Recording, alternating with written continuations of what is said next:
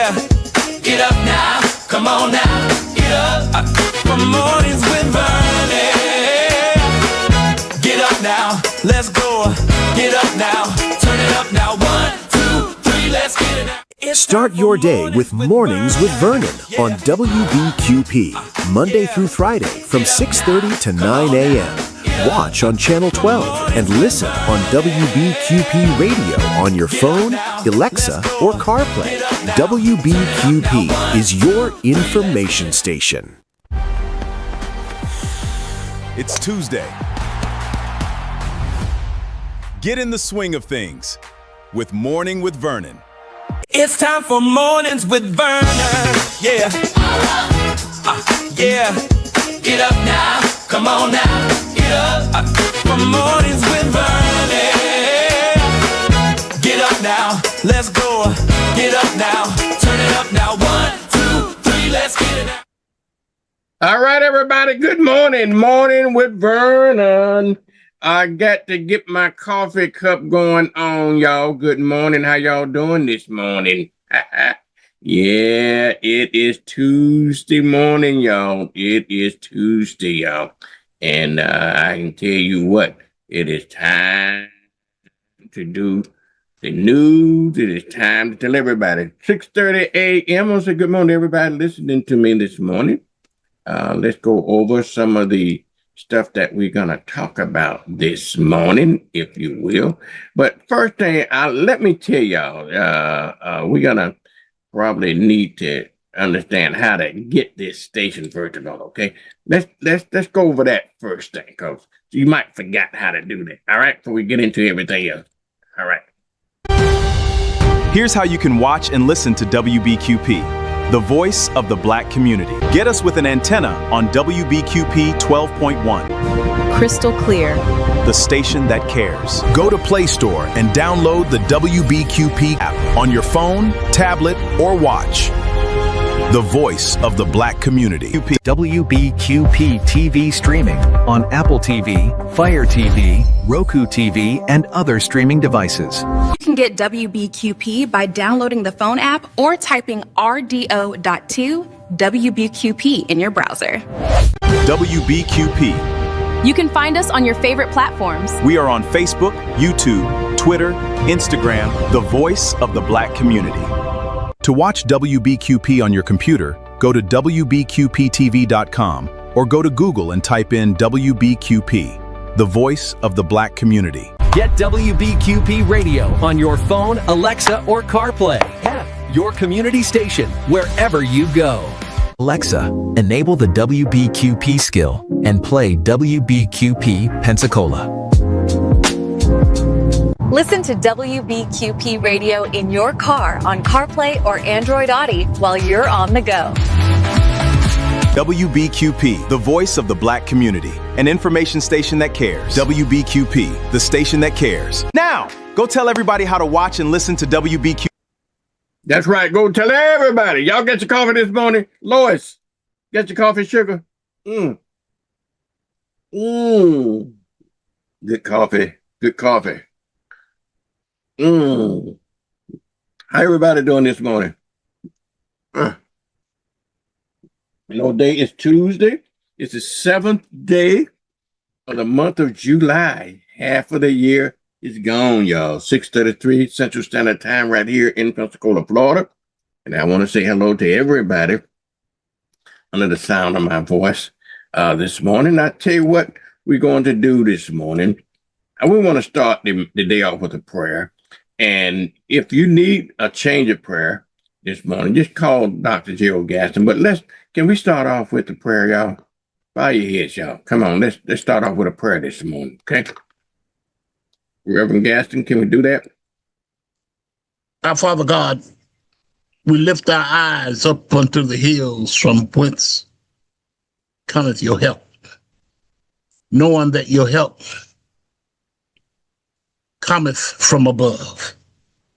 And so, dear God, we come to petition you this morning and to seek you out for the blessings of life. Not only for this morning, but for this afternoon and for the last watch of the day. We seek you out for the blessings of life.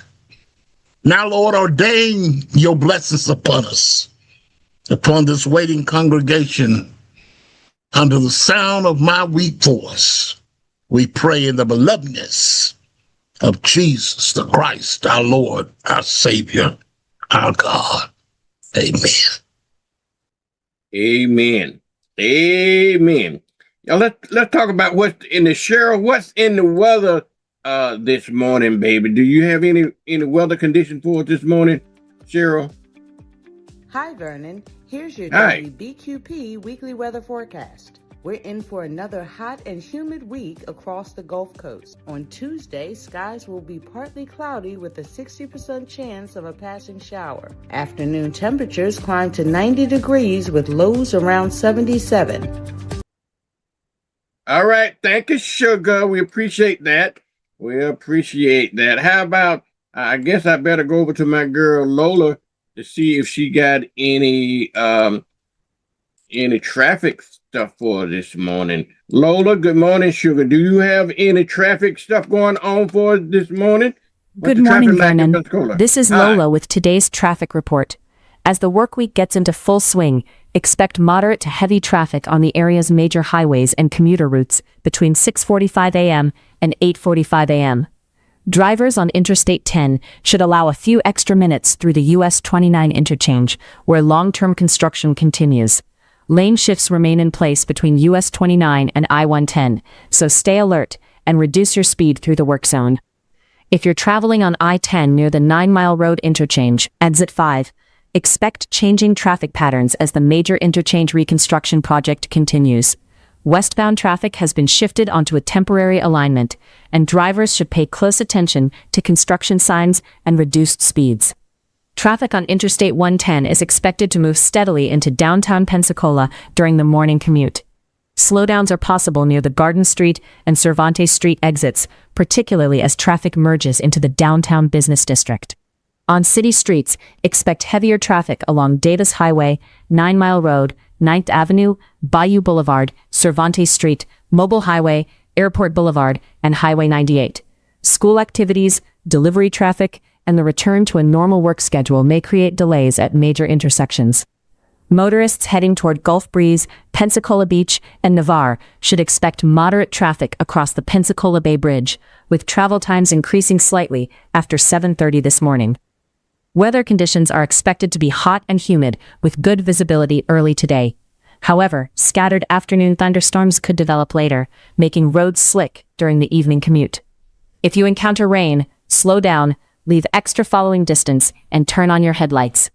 Before you leave home, check Florida 511 or your preferred traffic app for real-time traffic conditions, construction updates, and any unexpected incidents. That's your WBQP traffic report for Tuesday, July 7th, 2026. I'm wishing you a safe commute. Buckle up, stay alert, and thanks for making WBQP your information station. Thank you, Lola Sugar. I appreciate you. Okay, did y'all play the lottery last night? If you didn't, y'all, let's see what the lottery results are going to be like. To see if you didn't play it, maybe played it over the weekend, and maybe that's what you see. Get the result. Get your tickets out. Okay. See that you play Vernon, it's Monday. Did you check your lottery tickets? If not, Tuesday, bro. Check it out.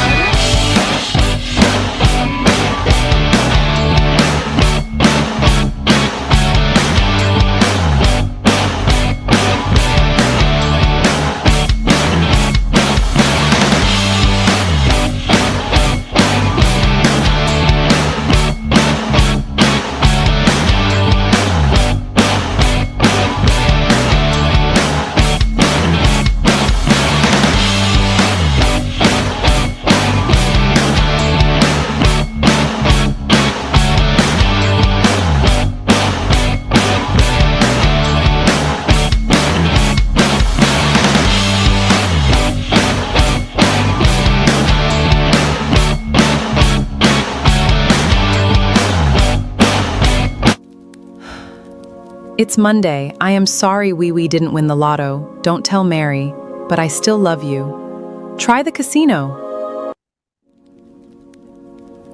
Vernon, it's Tuesday, sugar. Time to play lotto to check last night's tickets. We gotta win, baby.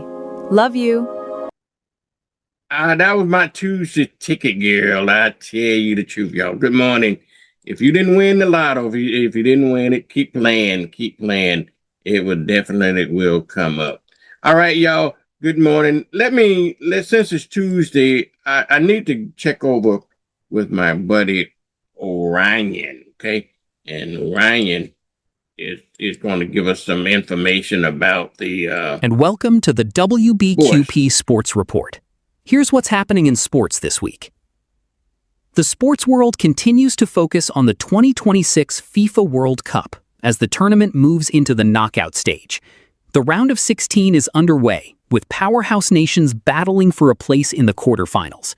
The United States is set for a high-stakes matchup against Belgium, while Brazil, England, France, Argentina, Spain, and Portugal continue their quest for the World Cup title. Over in London, Wimbledon is heating up as the tournament reaches the quarterfinals. Tennis fans are watching Novak Djokovic continue his pursuit of another Grand Slam championship, while Naomi Osaka delivered one of the tournament's biggest upsets by defeating top-seeded Aryna Sabalenka to advance.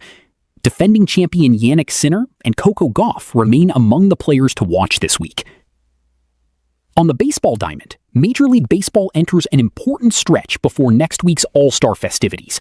Teams across both leagues are looking to build momentum as the race for division titles continues through the summer. In the WNBA, the regular season continues with several key matchups after the New York Liberty captured the 2026 Commissioner's Cup Championship.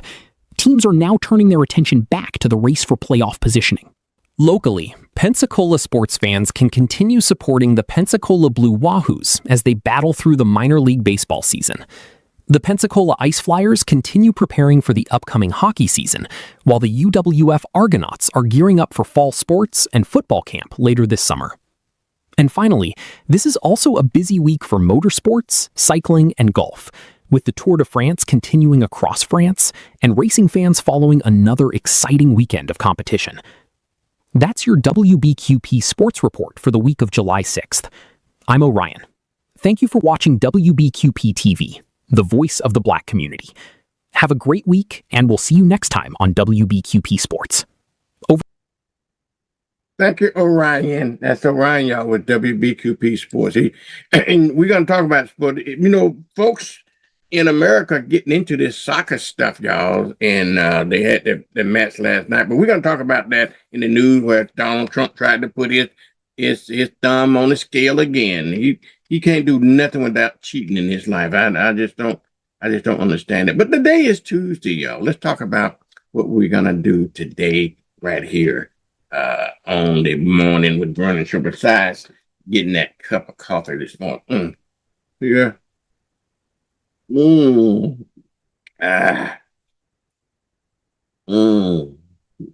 me just make your heart feels good. Yeah. Okay. All right, y'all. All right. Today is Tuesday, y'all. Today is Tuesday. One of the things I'm going to give you today, I'm going to try to find you some news you can use that happened in the African American community, y'all. Okay. I'll have to go with my girl, Naomi. Naomi going to have to tell us about what's happening around the world, in African American world. Then we're going to go to that after we're going to have other news that we can use. We're going to talk about the traditional news we can use, stuff that happened in and around our community, in and around our city, in and around our county, in and around our state, in and around our country this morning. Just some basic headlines that we usually talk about, some news that you can use, if you will. And then at 7:30, jobs, y'all. We wanna talk about jobs, jobs that would create something that would create some wealth for you, y'all. Okay. And so we're going to do the job search with ECUA. Yesterday we talked to Miss Clara Long. She talked to us about the number of jobs available in the county. And so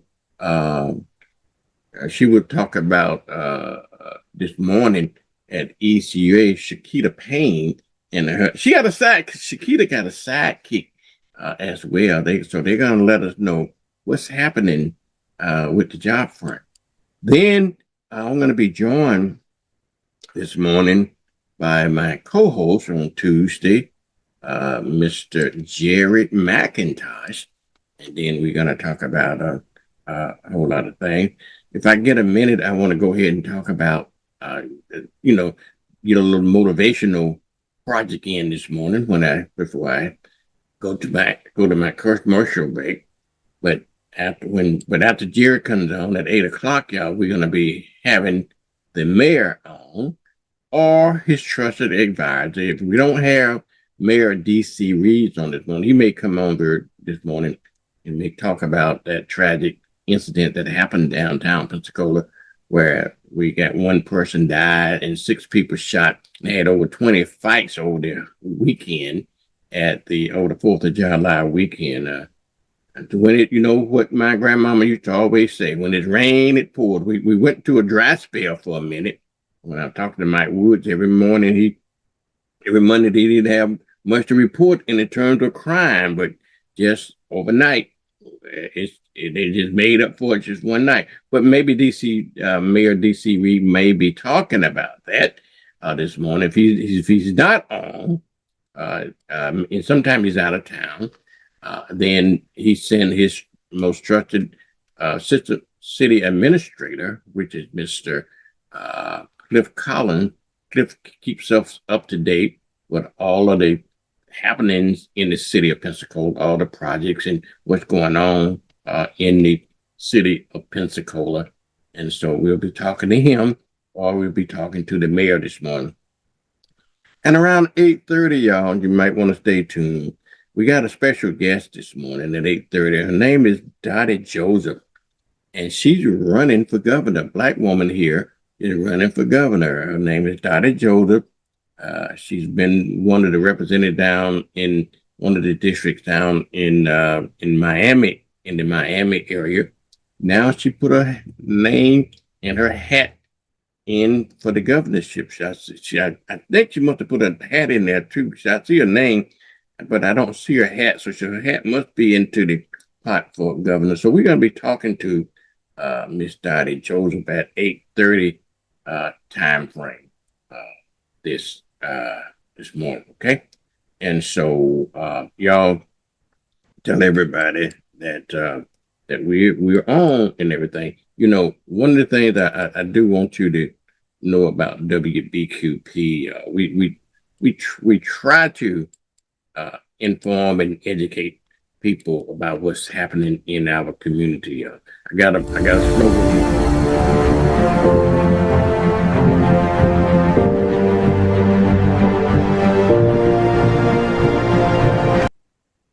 All righty.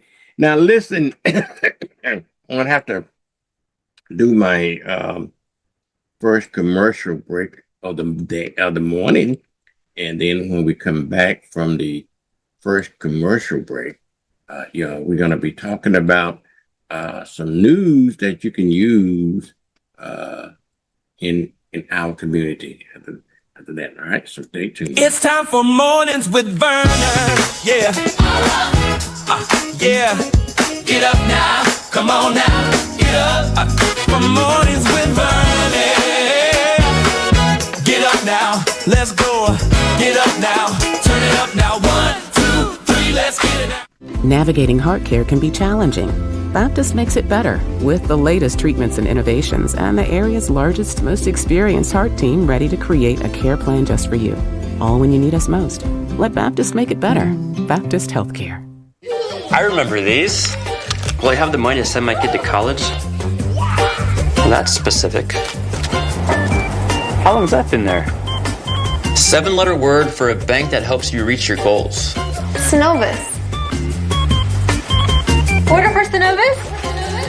Thank you. Are you Synovus? Yes. Are you gonna ask or should I?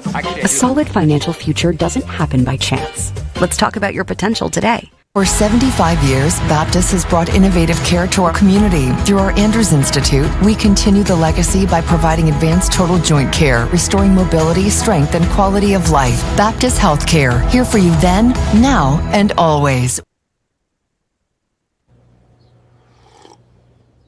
Vernon, it's Monday. Did you check your lottery tickets? If not, check it out.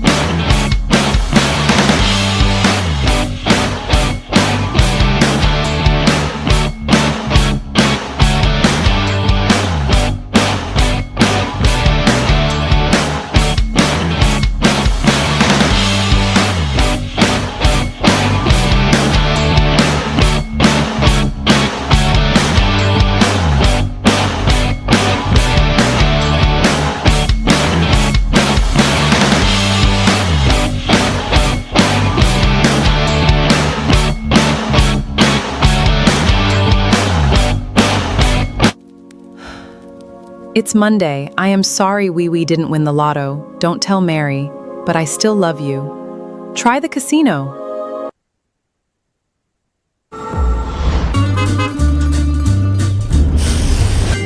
Why wait? With Penn Air's fast approvals and low rates, getting a car loan is easier than ever.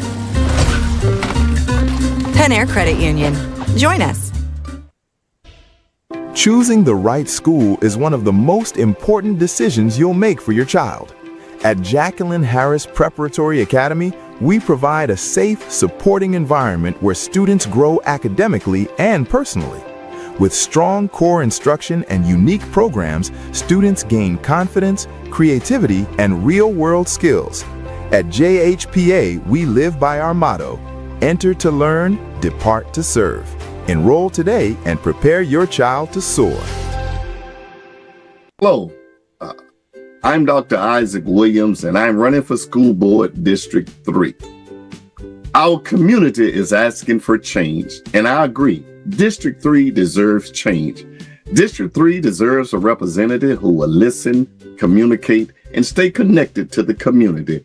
Our students need every opportunity to succeed. Our teachers need support, and our community and parents need a voice. I've spent my time as a servant leader in the Marine Corps, as a pastor, as a community activist, and I'm prepared now to serve District 3 on day one. And I will be honored to earn your support and your vote on August 18th.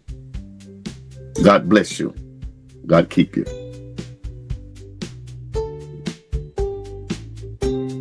Keep growing. Remember where you came from. It's the foundation of who you are. Show up for others. That's been our approach at Penn Air for 90 years. Penn Air Credit Union, 90 years strong. Hello, I'm David Williams, District 3 Representative, seeking re-election to the Escambia County School Board. 4 years ago, I said, together we can make a difference. Today, I'm proud to say, together we have made a difference, thanks to your trust. And because of you, we do not have any failing schools. Our schools are safer.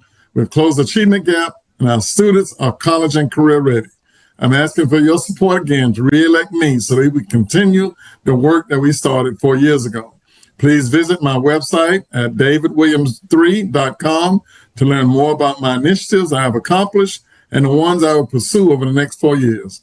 Early voting is August 8th through the 15th, and the primary is August 18th. Your vote is essential to keeping our community moving forward. Thank you.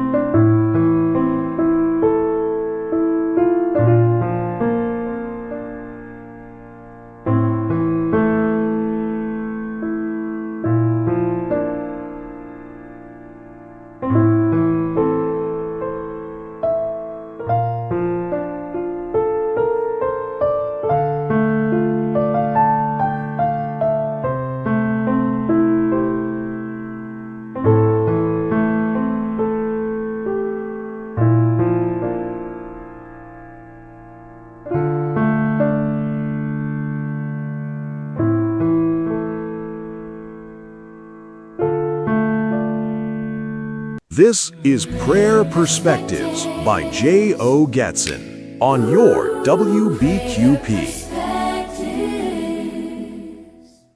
Hi, this is J.O. Gatson of Emmaus Baptist Church, Pensacola, Florida, and we come to you on this beautiful Tuesday that the Lord has given us. As a matter of fact, it's our Testimony Tuesday, and we've come to bless His name in sacred words of prayer. Let us pray. Father God, we come that we may testify on this Testimony Tuesday of your goodness in spite of our difficulties, our situations, our circumstances, in spite of what's ahead of us, as Mama would say.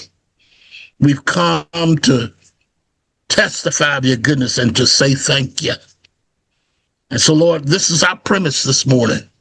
That is to bless you on this Tuesday, dear God, and to seek you out for the blessings of life.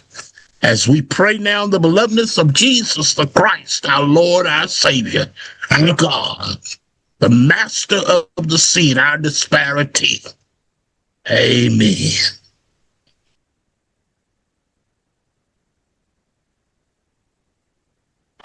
WBQP salutes the spirit of America, celebrating 250 years of freedom.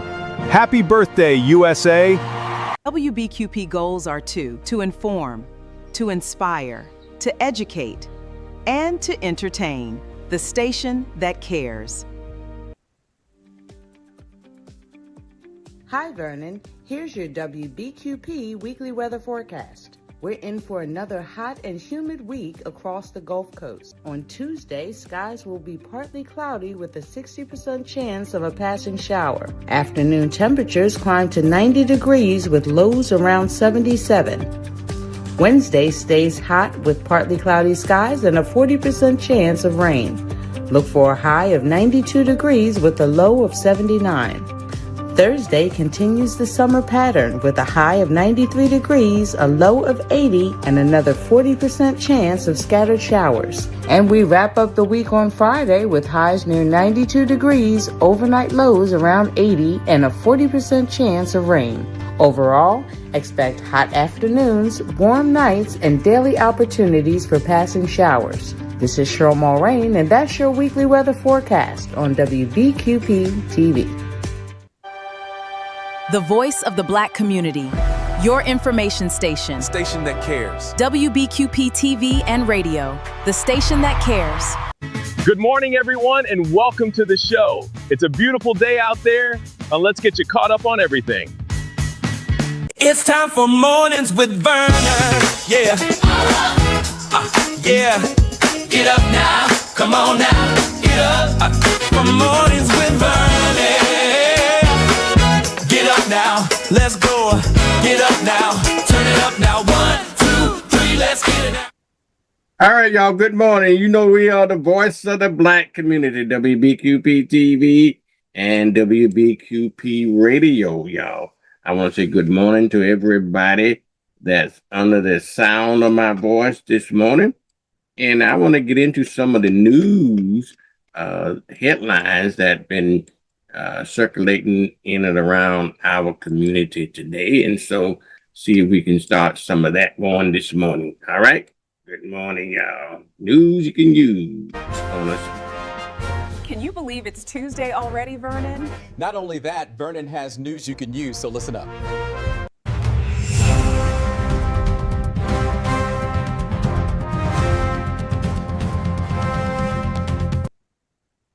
All right, y'all, you got news you can use.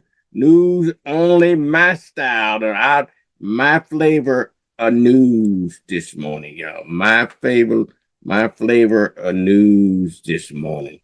Let's get into what has been we've been talking about all week long. Okay, all weekend and all week long, the tragic incident that happened downtown over the weekend, where one person lost his life and 6 other people have been hospitalized in a senseless shooting that's happened over that's happened over the weekend, y'all. And so, but the city officials and everybody been getting together and community leaders and everybody trying to figure out what can we do about it. They've been talking about doing the curfew now, and the main concern was, and parents, we're gonna have to get involved as well. Okay, as parents, we definitely need to get involved because it was like 1:30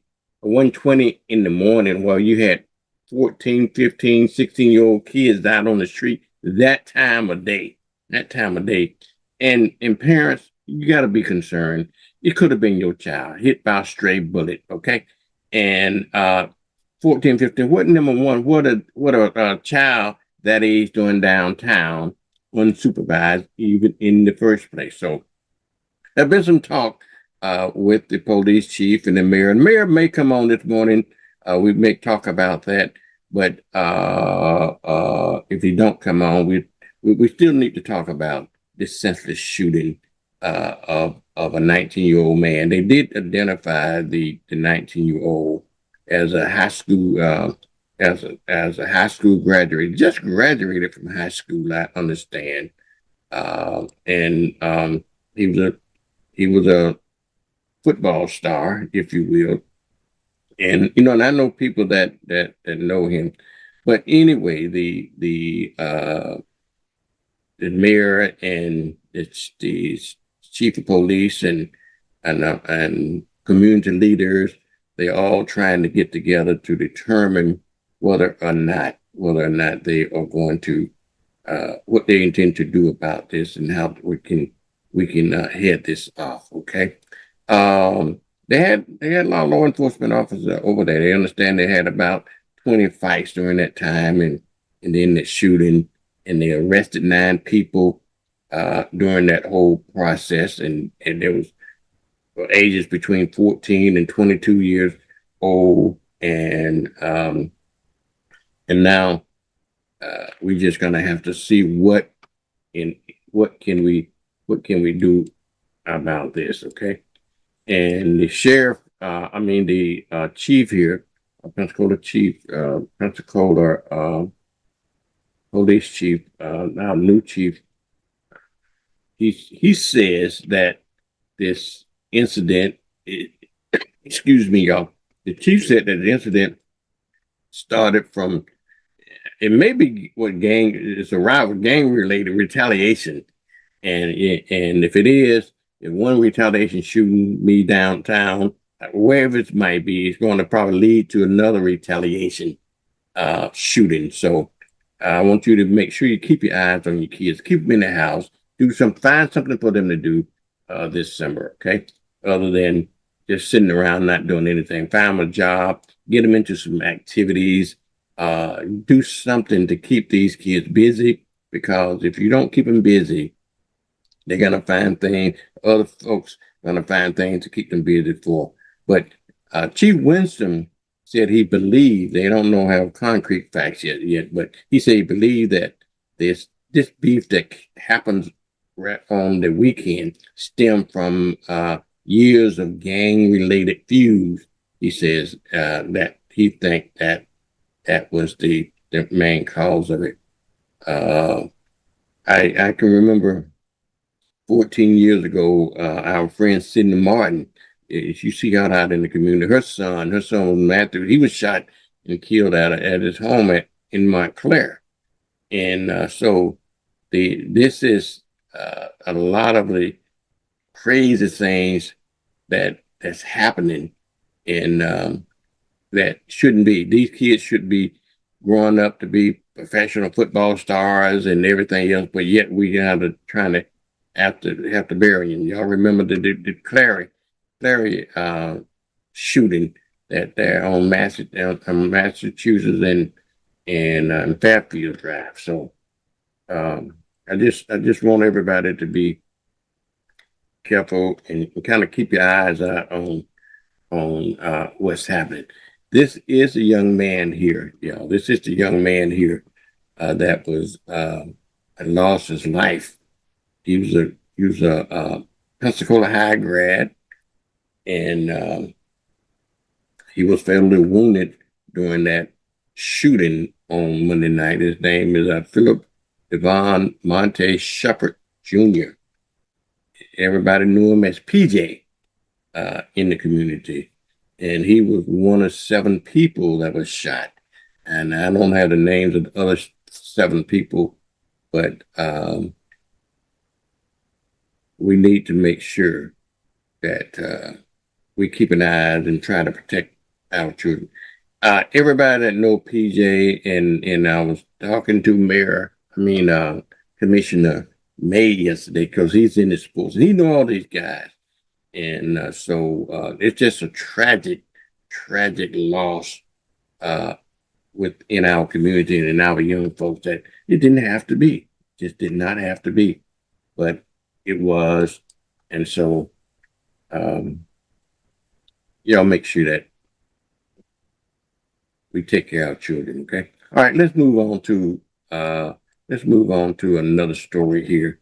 The story here is that the I-10 was blocked the other day due to an accident in I-10 involving a camper and a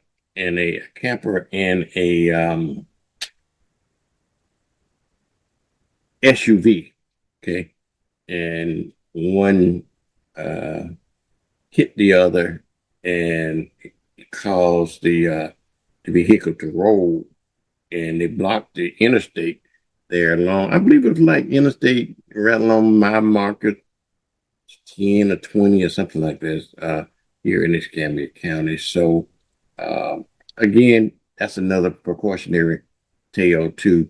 You make sure that you drive safe. 10 people, was involved with this altogether, but 6 passengers was injured in this incident. And for a driver, the SUV, and the driver, the camper, they got it under investigation. They don't know exactly how it happened, but again, a 3-year-old boy was among the passengers that received some injuries during that incident, during that accident. Okay, where people tried to pass and you know how I think in this case the SUV was traveling in the outside lane when he ran off the edge of the road. You know how it is, and get a move. And then he overcorrected, as I understand it, and went into the path and swayed into that travel trailer where it was torn, and it rolled it over and so forth. So then the word of the day is just be careful out there. Okay, let's go on to a different story this morning. That's a headline story that I want you to pay attention to. It is that it's a move on right now just to try, and I think I forget what country it is that banned young people from social media. California got a bill out now trying to do the same thing. Okay, they got a bill out trying to ban social media. So I don't know, how do you feel about that? How do you think that most young people should not be using social media? That's a story you need to probably keep your eyes out on. Okay, keep your eyes out on that story, because it gaining momentum. You know, most young people and older folks too. We live on social media. So what they're trying to do is just make sure that kids under 16 is not too much influenced by social media. They did the Pew Research Center did a survey on that, and so that led California to try to establish some kind of laws and procedures or blueprint, whatever you want to call it, to try to help contain this thing on social media. The research found that 50% of an adult supports social media ban for kids under 16, and another 21% oppose it, and 23 are unsure. So keep your eyes on that story that we're gonna try to ban social media for young people. I don't know whether that's gonna work or not, but we'll see what happens in that arena there. All right, y'all, here's another story of a 29-year-old motorcyclist, okay, was killed in an incident here in Pensacola. So again, y'all, you hear me say this all the time, okay? Please be careful. Be looking out. You got to look out. You got to look out for these motorcycles. And I think I just said yesterday, we got to have this. You can't even see a big old car in your mirror, okay? In your mirror that's driving alongside you. How are you gonna see? You can easily miss a motorcycle. So we have to have some warning to let us know that motorcycles is in our way, okay? And my thing is, I think they ought to require strobe lights or something like that, just like the blind side mirror. You know, they law finally decided that, and it's still an option. It's not. It should be mandatory on every car in America with the blind side mirror detector. You know, look in your mirror and you don't know, you can't see a car. As big as a car is, you can look in your mirror, they can be right side you, and you can't see it. And then if you change lanes, you run right into it. So they solved that problem by putting blind side indicators into mirrors, but it's optional. It's not mandatory on all cars, okay? And I don't understand why. Same thing with motorcycles. I think that we should have some way identifying that motorcycles is now present. And sometimes you hear all that noise, boom, that that sometimes helps, but they don't always help. But sometimes when you fail to see a motorcycle, it's always going to come out tragic. And always going to come, most of the time, it's going to come out tragic for the person that riding the motorcycle. And even in my infant wisdom, okay, I don't understand why they banned helmets and motorcycles. I know sometimes it's not going to help regardless, but in some incidents, it would help. So, but the man that was driving the vehicle, just did not see the motorcycle, and he started to do a U-turn in front of the motorcycle, and they struck it right on just broadsided it, and threw the motorcycle some 90 feet from the point of impact. So the driver suffered some minor injuries, but the motorcyclist did not survive. Okay, so just another sad case of stuff like that. I don't understand it. Okay, let's move on to another story here. Now, I want to move from motorcycles to bicycles, okay? Wow. And now bicycles has gained a lot more popularity now that we don't have to pedal them. We're too late. They got e-bikes now. E-bikes. So and now we're beginning to see more, the incidents of bikes are creeping up, just like in this case here. 53-year-old bicyclist was critically injured when he crashed into a SUV over in Santa Rosa County. So again, word of caution, y'all. Word of caution. Just be careful. Okay. All right, let's move on to another story that's probably in the headline. You probably get your details. Get it from WEAR TV. They are our local news folks. WALA, NBC 15. All of the network stations carry the news, and so do Pensacola News Journal.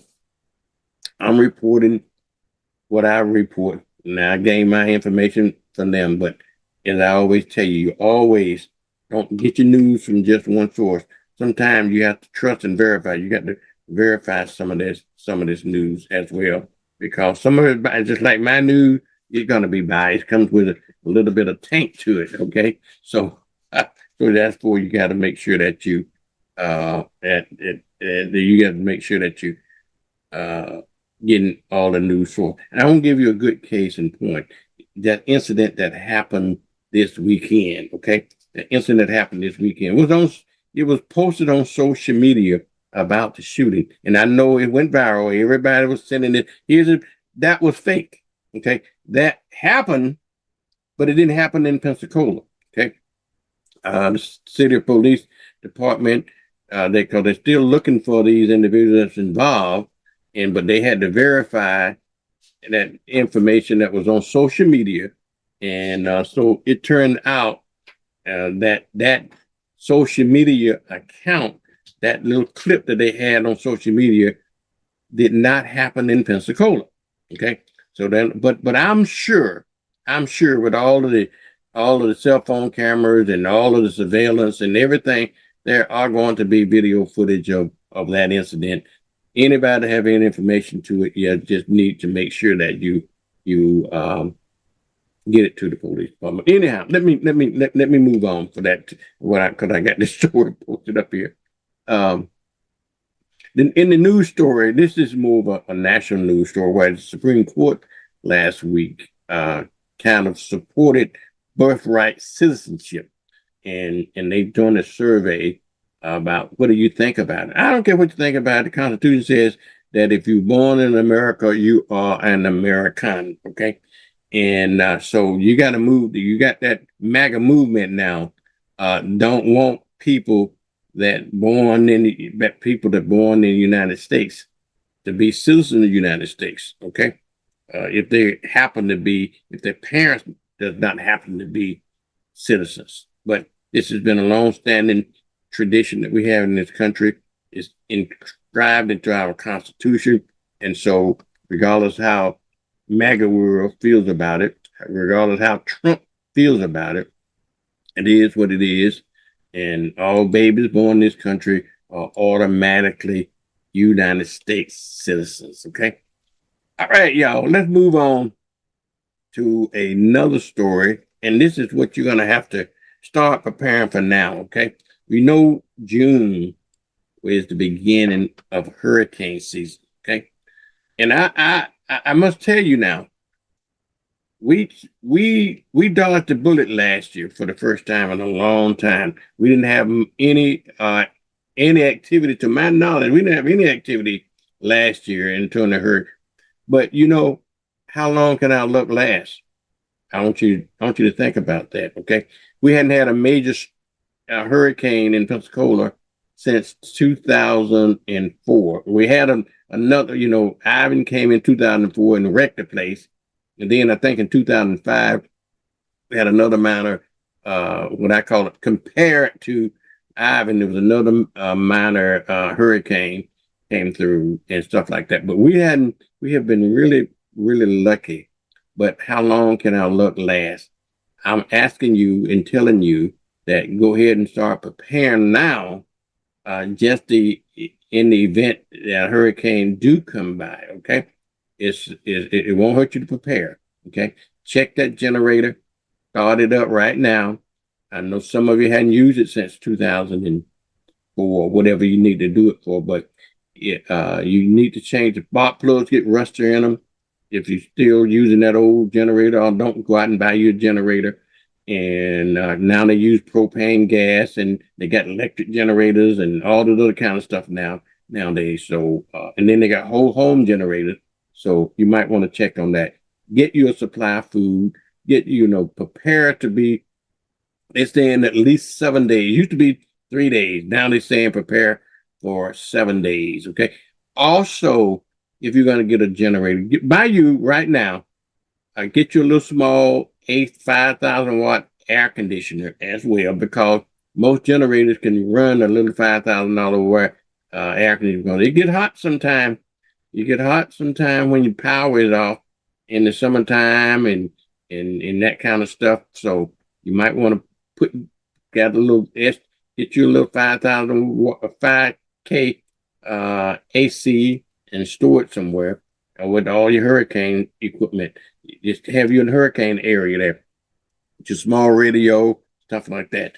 I got a tip line. I got a commercial that talking about the tips on what the tips that you can use to put in hurricanes. So we're going to be talking about that as we go along. Okay. Santa Rosa, and I said all to say that the folks in the city of Foley over there, they're going to host what they call a Hurricane Preparedness Expo. So that's on July the 14th. So you might want to go over there, but I'm sure we're going to also be doing stuff here as well. Okay. All right, let's move on to another story. Over in Baldwin County, a woman was killed and seriously injured in a stabbing over there in Baldwin County. So you need to read about that story as well. A 37-year-old woman was killed, and a 46-year-old man was seriously injured in a stabbing Sunday night when a male juvenile been charged with the murder and the attempted murder of those two individuals. It's happened over in Santa Rosa County. Okay. Let's move on to another story before I can get Miss Shakita on this morning. An Alabama man, y'all, also was charged with attempted murder after a welfare check at an Atmore hotel. Okay. I tell you, Atmore becoming real popular recently. I tell you that. Become real popular when it comes to crime.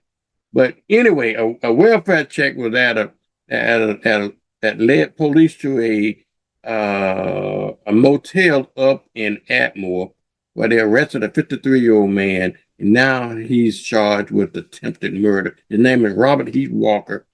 And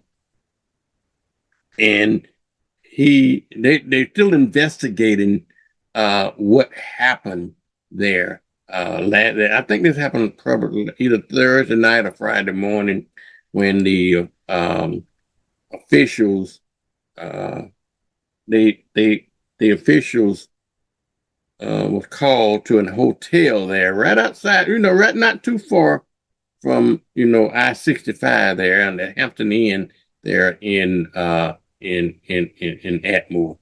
And they add to that. Okay. Alrighty. All right. Moving on to a different story here. 40-year-old man was arrested after a truck linked the Crestview burglar. He returned the property. I tell you, every day I tell you I have to tell my stories and then I have to tell stupid stories. And but this 40-year-old man, he was arrested. He was arrested after his truck linked into a burglary over in Okaloosa County. He ended up being arrested after somebody recognized the truck that he believed that he was driving. Folks, I keep telling you, with cameras and nosy neighbors and Karens and all these other kinds of folks, how do you expect to get away with anything? 40-year-old Robert Andrew Robinson was arrested for stolen properties.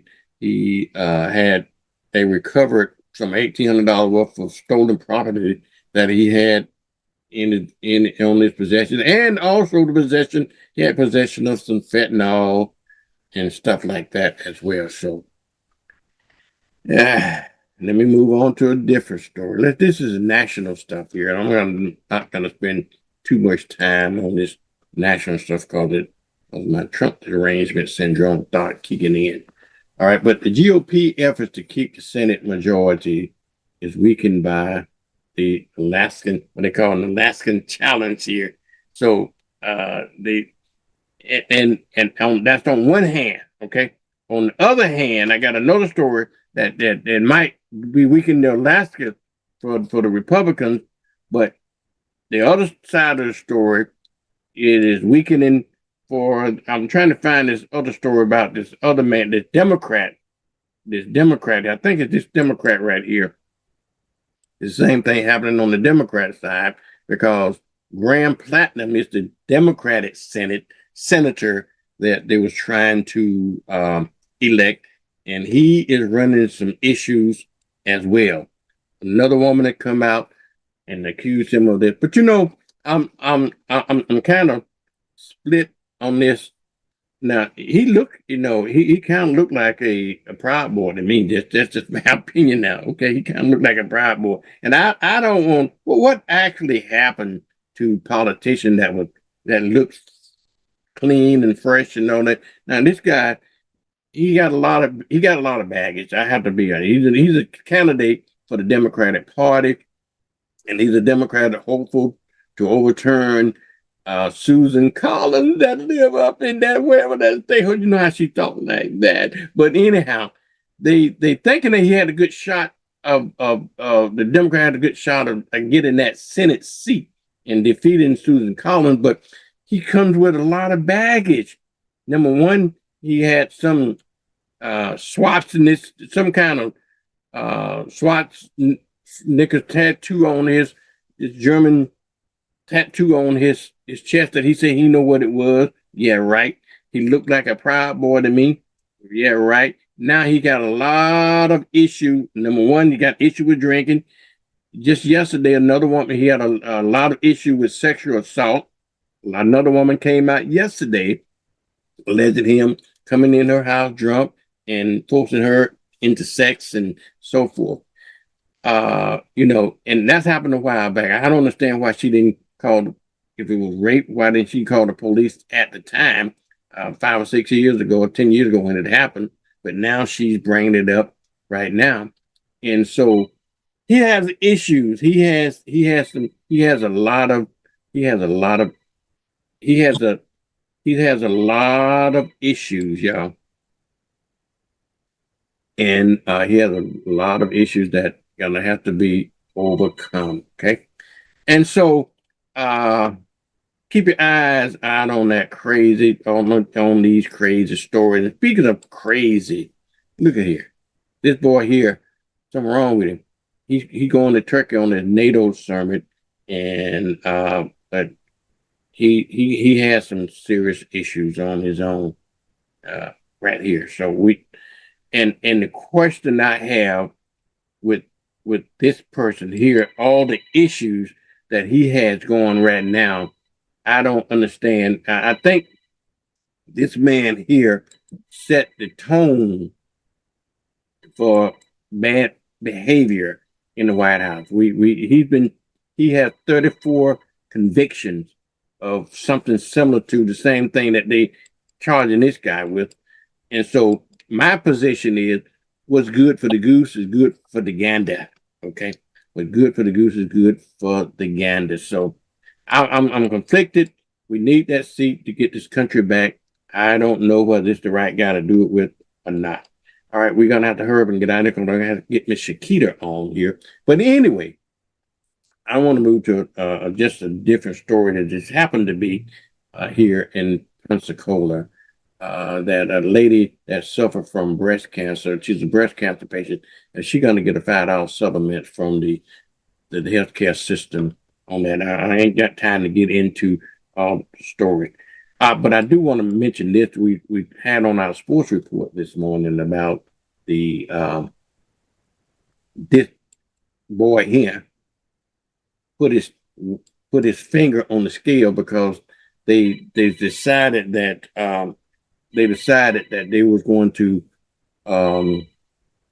they decided that they're going to do a suspended one of the, what's his name? I can't call his name. I can't pronounce his name. Boldagun. They gave him a red card, a red flag, or something like that. And then Trump called up his buddy and however you feel about it. But anyway, the big game, Shakita, hang in there, baby. But the big game was last night, and I understand that the USA still lost on 1-4 picked against Belgium last night. So, and you had me looking at the damn game.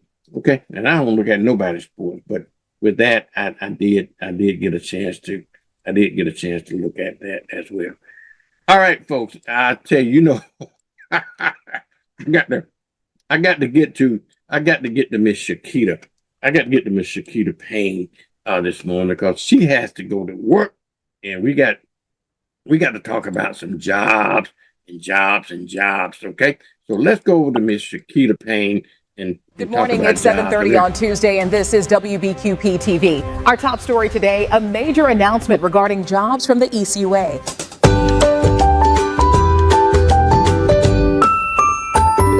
And welcome to Job Opportunities with Chiquita Payne. Join us every Tuesday morning at 7:30 for the latest openings, only on WBQP TV. Hi, I am Chiquita Payne, and here are the job openings for today for ECUA. Hey, Miss Shakita Payne, how you doing this morning? I'm good. How are you doing this morning? Miss Shakita, I am doing fine this morning. How are you? I'm doing wonderful. You're doing wonderful. Really good. All right. What's happening on the job scene at ECUA this morning? Sure. Well, we have quite a few jobs. I know I talked about one last week. So I'm going to talk about that one again, and it is the MRF maintenance technician position. So this is one of the positions that the person will be. They will be working in our recycling facility. Having a high school diploma is all that you need. At least 2 years of experience as a mechanic's helper or something in a similar role. So it's not saying that you have to come in with all of this experience because they are going to train you. And what you're doing is you're working on the equipment at our recycling facility, making sure that everything is staying up to par, staying clean, making sure that everything runs smoothly so all of our recycling recycling program will, run smoothly. This position, it is an entry-level position, so it does start at $18.63 an hour. But again, they are teaching you and training you on how to fix the equipment. And of course, once you have that down packed, you can go in other positions within the company. You can go from MRF maintenance tech to a mechanical craft worker, which will then lead you towards the path of an industrial plant mechanic, working on some of the bigger equipment at our recycling facility as well as our water reclamation facilities. You can go to be a fleet mechanic if you like working on vehicles. We definitely need fleet mechanics. Lift station mechanics, they work on the lift stations throughout the county. So a lot of different opportunities that this one position can lead you in several different directions within ECUA. The only thing that you would need to do is put in your application, and you will do that by going to our website, which is www.ecua.fl.gov. Click on careers, then current opportunities, and you'll see this position as well as a few others we have open right now.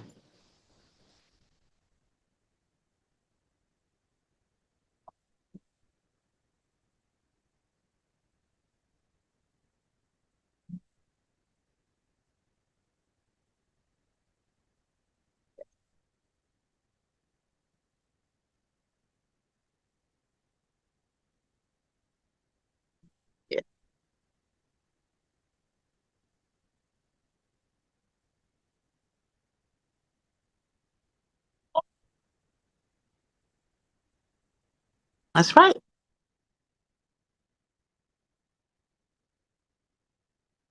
Mhm.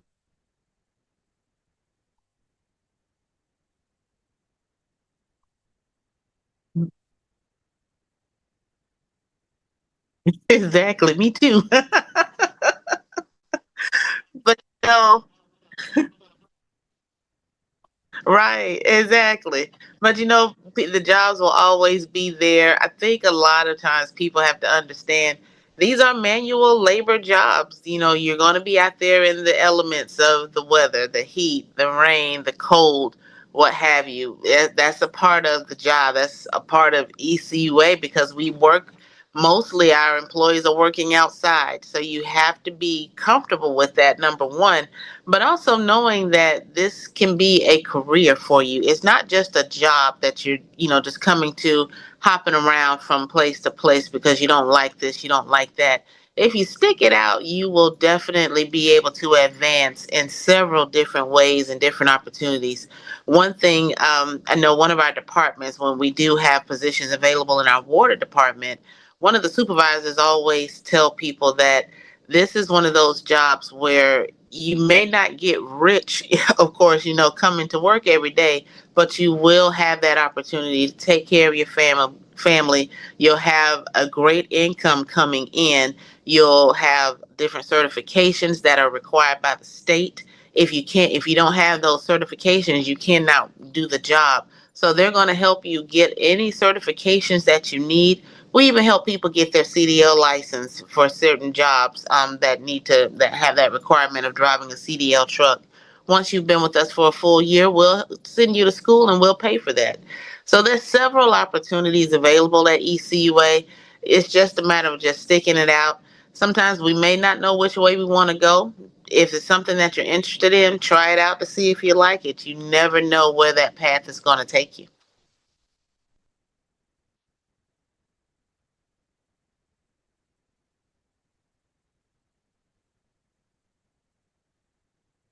Right. Hmm. Right. Yes. That's right.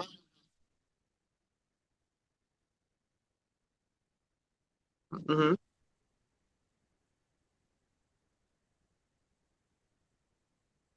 Right.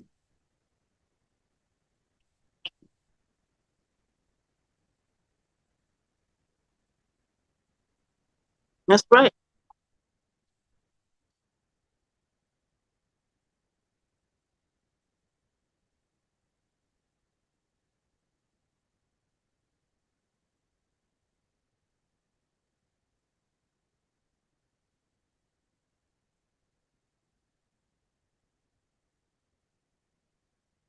Exactly. And when you think about it, I mean, all the different jobs that we have here at ECUA, you have that opportunity to do just that. I tell people often, if it's, maybe wanting to work in the water department or wastewater department, having those state licenses, if you decided you wanted to leave Pensacola, you have an opportunity to pick up a job somewhere else because you have those licenses that are required for certain jobs. That's telling them that you have that experience, you have that knowledge. So coming on with ECUA, honestly, you cannot beat it. We have great opportunities, we have great benefits for our employees. We also have tuition reimbursement, so if there's someone that's interested in going back to school, we will help you pay for that as well. So we definitely put back into our employees because we love our employees and we want to see them stick around. So we're going to do everything that we can to help them out. So even if you are a utility service tech right now, you want to become a project engineer, we will help you pay to go to school for that. For one, that's going to help ECUA as well as helping you. You're getting the experience of working at ECUA, learning about the different projects that we have.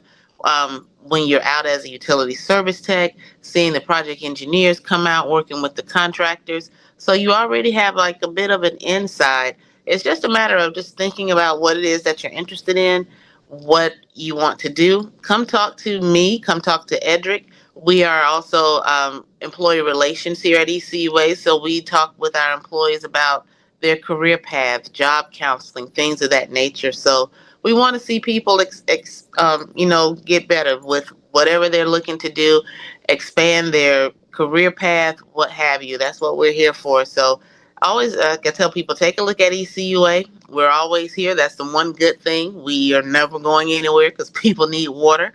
They want their trash picked up. So you will always have a job here at ECUA. But, just to give us a chance.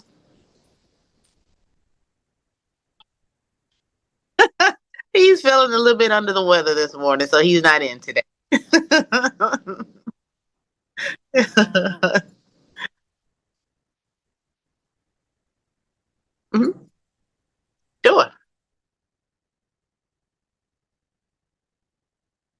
Mhm.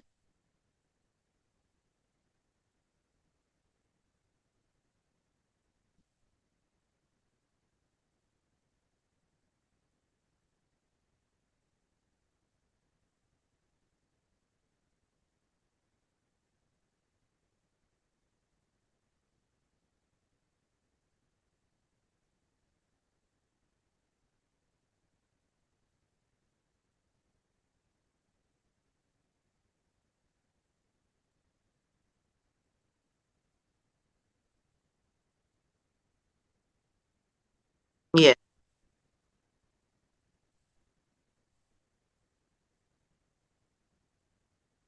not at all. Not at all.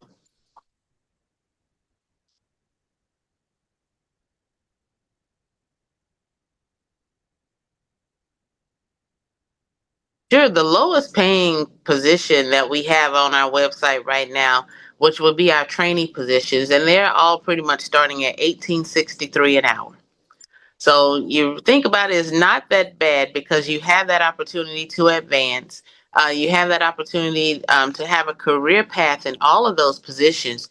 Just for an example, we just recently had an employee who was a MRF maintenance tech, and he was able to advance to the mechanical craft worker.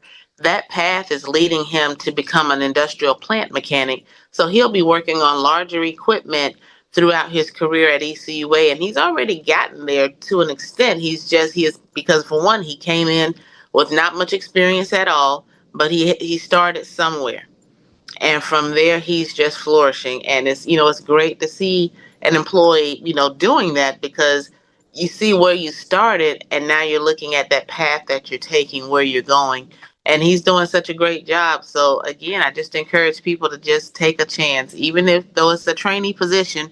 They do start at 1863. That is kind of low, but it is a really good salary to kind of get you started somewhere with no experience.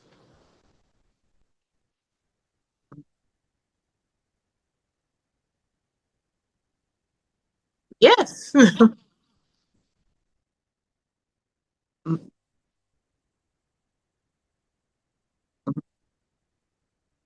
Right, exactly.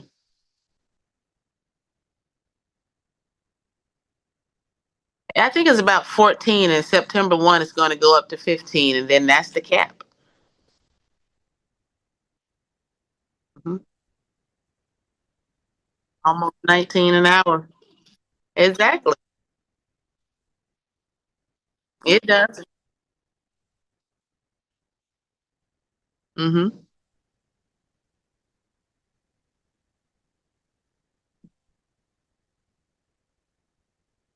Right. Not at all. Right. Exactly. Hmm. Right. Not to mention having the benefits to support yourself and your family, having a retirement plan that you can work towards because are a part of the Florida retirement. So our employees are only putting in 3% to their retirement, and ECUA makes a contribution as well. So just thinking that you're starting out young with your retirement. If you stick with ECUA, when you're ready to retire, you'll have a nice little bit of change sitting there.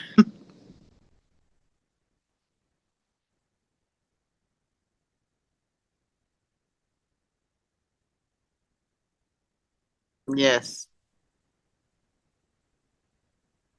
Yeah. Mhm.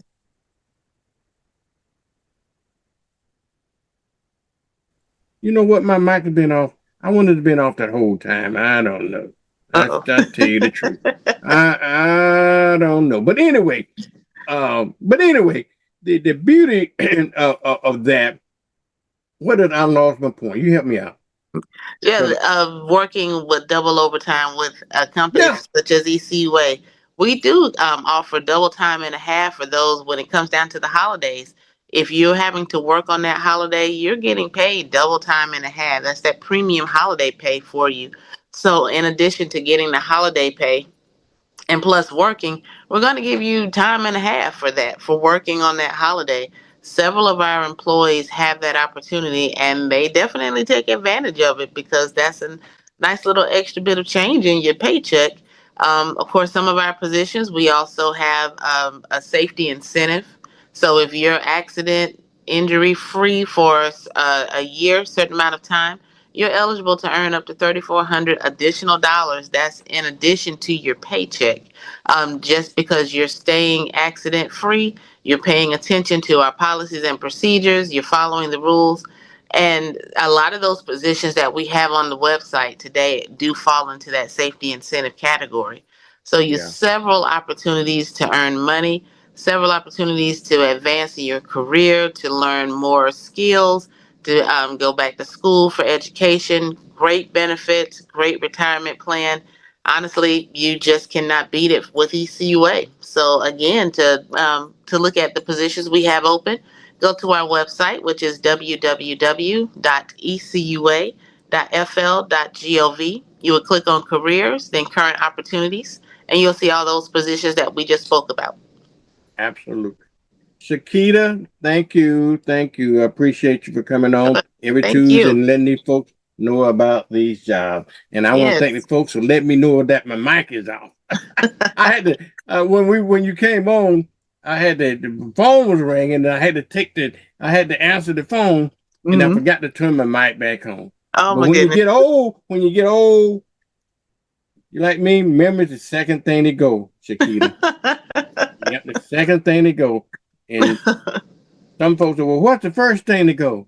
I don't know. I can't even remember. That's how bad my memory is, but we'll see you on next Tuesday, Sugar. Yes, sir. Thank you so much. Okay, thank you, y'all. All right, y'all.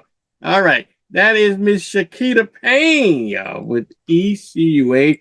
Seriously, y'all. I talk a lot of stuff, but we try to get you some jobs available. Not only a job, okay? We're not just looking for a job. We need a job we need a career. You got jobs and you got careers. You got jobs and you got careers. And so therefore, you deserve a career. You just don't need just a job. Okay. And so y'all let everybody know that these jobs are available. Okay. All right, let's move on. We should be joined by Mr. Jerry McIntosh in just a few minutes if the creek doesn't rise. If he like me, he probably have to go to a doctor's appointment sometime every day. And after that, we definitely will be getting an update from the city. We're going to be talking to Mayor D.C. Reeves or either his trusted advisor, my main man, Mr. Cliff Collins. Cliff comes on, and I like Cliff when Cliff comes on.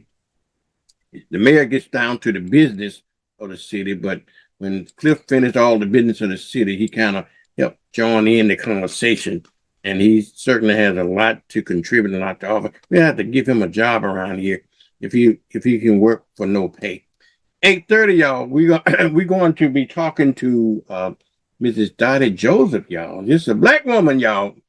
A black woman running for president. You might want to hear what she got to say about what's going on and the reasons that she's is running for governor for the governor of Florida, y'all. Before we go to a commercial break, y'all, you know, I want to make sure that everybody's kind of motivated. You know, motivate yourself. Just don't just sit around and not do anything. My goal is to help you reach your full potential, to help you self-actualize, if you will. So make yourself count, make your day count, make your lives count. And so I want to throw in a little motivational piece here that might help us. Okay? Let's listen to this, if you will. The greats think differently. The greats see differently, right? The greats have a different worldview. The greats, they approach the game in a totally different way. So I need you to do me a huge favor. I need you to think about what you're thinking about when your effort is low. Because if you can get this, you can get any success you want in life. You can have anything you want in life if you can get this. The next time you give a low effort, right? You give it 70% or 50% or 30%. I want you to think about what you're thinking about when your effort is low. If your effort is low, you're probably not thinking about the opportunity. You're probably thinking about the obligation.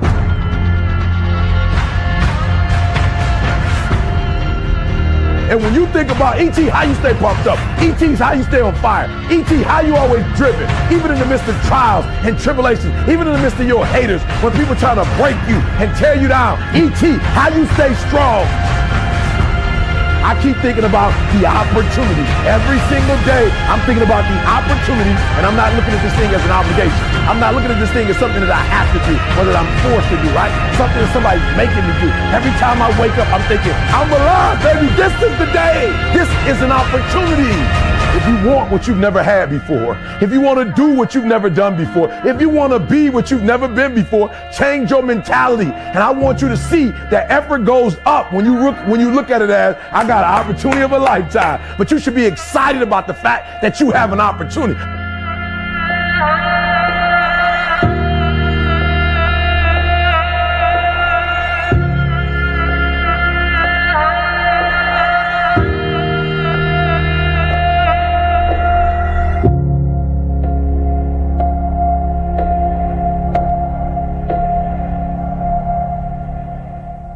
It's time for mornings with Vernon. Yeah. Yeah. Get up now. Come on now. Get up. For mornings with Vernon. Get up now. Let's go. Get up now. Turn it up now. 1, 2, 3. Let's get it now. Navigating heart care can be challenging. Baptist makes it better with the latest treatments and innovations and the area's largest, most experienced heart team ready to create a care plan just for you. All when you need us most. Let Baptist make it better. Baptist Healthcare. I remember these. Will I have the money to send my kid to college? Well, that's specific. How long has that been there? 7-letter word for a bank that helps you reach your goals. Synovus. Order for Synovus? Thank you. Are you Synovus? Yes. Are you gonna ask or should I? A solid financial future doesn't happen by chance. Let's talk about your potential today. For 75 years, Baptist has brought innovative care to our community. Through our Andrews Institute, we continue the legacy by providing advanced total joint care, restoring mobility, strength, and quality of life. Baptist Healthcare, here for you then, now, and always. Vernon, it's Tuesday Sugar. Time to play Lotto to check last night's tickets.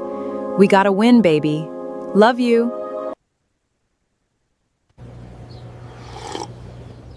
Vernon, it's Monday. Did you check your lottery tickets? If not, check it out.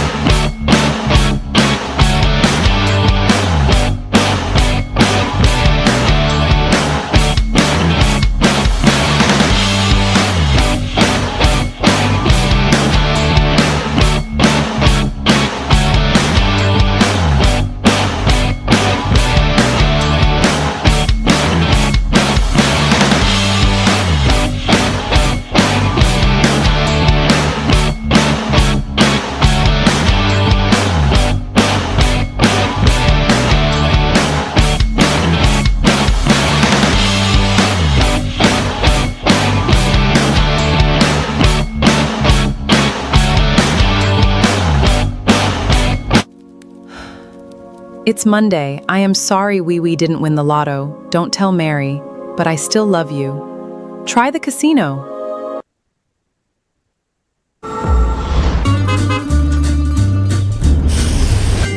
Why wait? With Pen Air's fast approvals and low rates, getting a car loan is easier than ever. Pen Air Credit Union. Join us. Choosing the right school is one of the most important decisions you'll make for your child.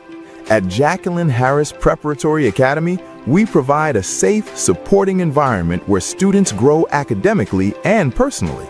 With strong core instruction and unique programs, students gain confidence, creativity, and real-world skills. At JHPA, we live by our motto, enter to learn, depart to serve. Enroll today and prepare your child to soar. I'm Dr. Isaac Williams, and I'm running for School Board District 3.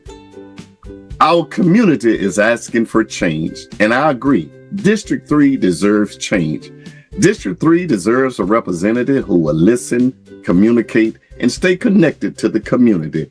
Our students need every opportunity to succeed. Our teachers need support, and our community and parents need a voice. I've spent my time as a servant leader in the Marine Corps, as a pastor, as a community activist, and I'm prepared now to serve District 3 on day one. And I will be honored to earn your support and your vote on August 18th. God bless you. God keep you.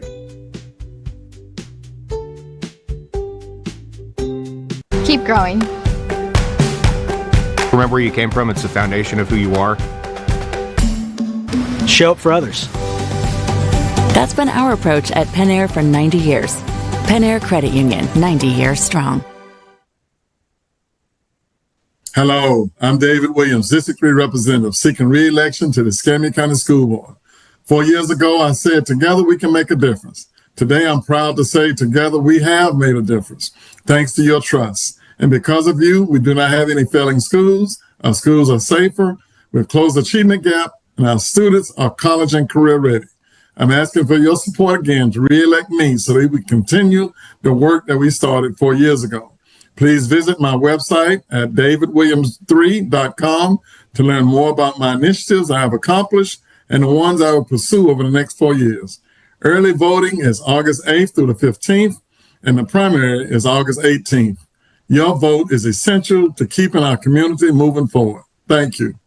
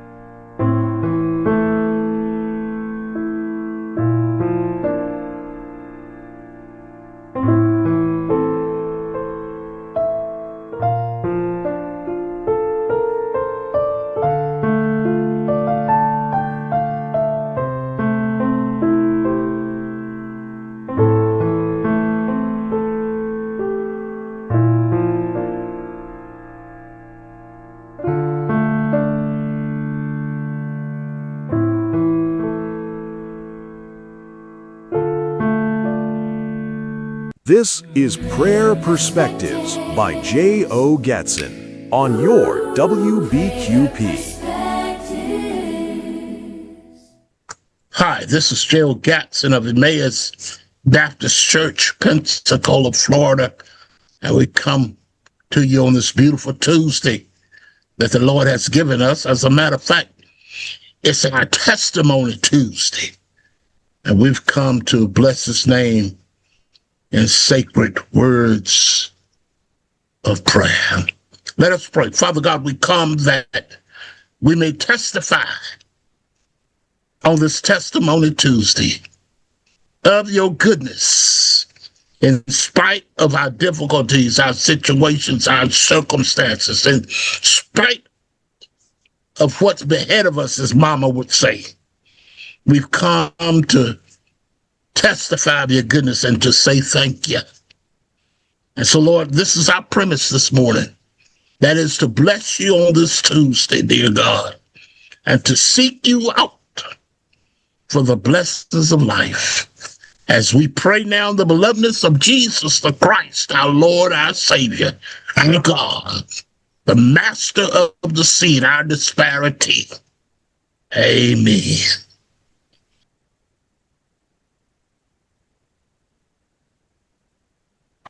WBQP salutes the spirit of America, celebrating 250 years of freedom. Happy birthday, USA! WBQP goals are to inform, to inspire, to educate, and to entertain. The station that cares. Hi, Vernon. Here's your WBQP weekly weather forecast. We're in for another hot and humid week across the Gulf Coast. On Tuesday, skies will be partly cloudy with a 60% chance of a passing shower. Afternoon temperatures climb to 90 degrees with lows around 77. Wednesday stays hot with partly cloudy skies and a 40% chance of rain. Look for a high of 92 degrees with a low of 79. Thursday continues the summer pattern with a high of 93 degrees, a low of 80, and another 40% chance of scattered showers. And we wrap up the week on Friday with highs near 92 degrees, overnight lows around 80, and a 40% chance of rain. Overall, expect hot afternoons, warm nights, and daily opportunities for passing showers. This is Cheryl Mulrain, and that's your weekly weather forecast on WBQP TV. The voice of the Black community. Your information station. Station that cares. WBQP TV and radio. The station that cares. Good morning, everyone, and welcome to the show. It's a beautiful day out there, and let's get you caught up on everything. It's time for Mornings with Vernon. Yeah. Yeah. Get up now. Come on now. Get up. For Mornings with Vernon. Get up now, let's go. Get up now, turn it up now. 1, 2, 3, let's get it out. All right, y'all, it's 8 o'clock, and we know every Tuesday we have a City of Pensacola update with our Mayor D.C. Reeves. And good morning, Mayor. How are you this morning? I'm not, your mic is, there you are. okay, good. Yeah, your mic is on. How you doing? Doing good. You know what? I had planned to talk to you this morning about a little more upbeat subject. We can still do that, if you will. I was going to talk to you about the 311 information system that y'all got going. Yep. And but it got kind of dampened with this crazy shooting this weekend. And Yep. I know you probably want to address that as well. And I want you to reassure people probably it's still safe to come downtown. Sure. You know, we always have a little hiccup every once in a while. And, you know, Mike comes on every Monday, Mayor, and we've been talking about for the last 4 or 5 months how we didn't have much to report on the crime scene. Just overnight, you know, that all changed. But I want to turn it over to you. Yeah, thank you. And thanks for the opportunity. First, I'm just so appreciative of our police department, our police chief. You know, you'll never hear it from him, but, you know, our police chief worked 4th of July, which I don't recall around here very often to have the police chief out doing traffic and things like that. And yeah, and our chief makes a point to do that to certainly earn the respect of his officers, and that means one more officer could be at home with their family on 4th of July while he's working. And I believe his shift started at noon and he went home at 9 a.m. the next day. So a 21-hour shift. And Chief Winstrom wasn't the only one. There were detectives, captains, and others that went into work on the 4th of July, starting their shift at noon or 1 o'clock, 2 o'clock, getting ready for a 4th of July, and worked through the night. into the morning to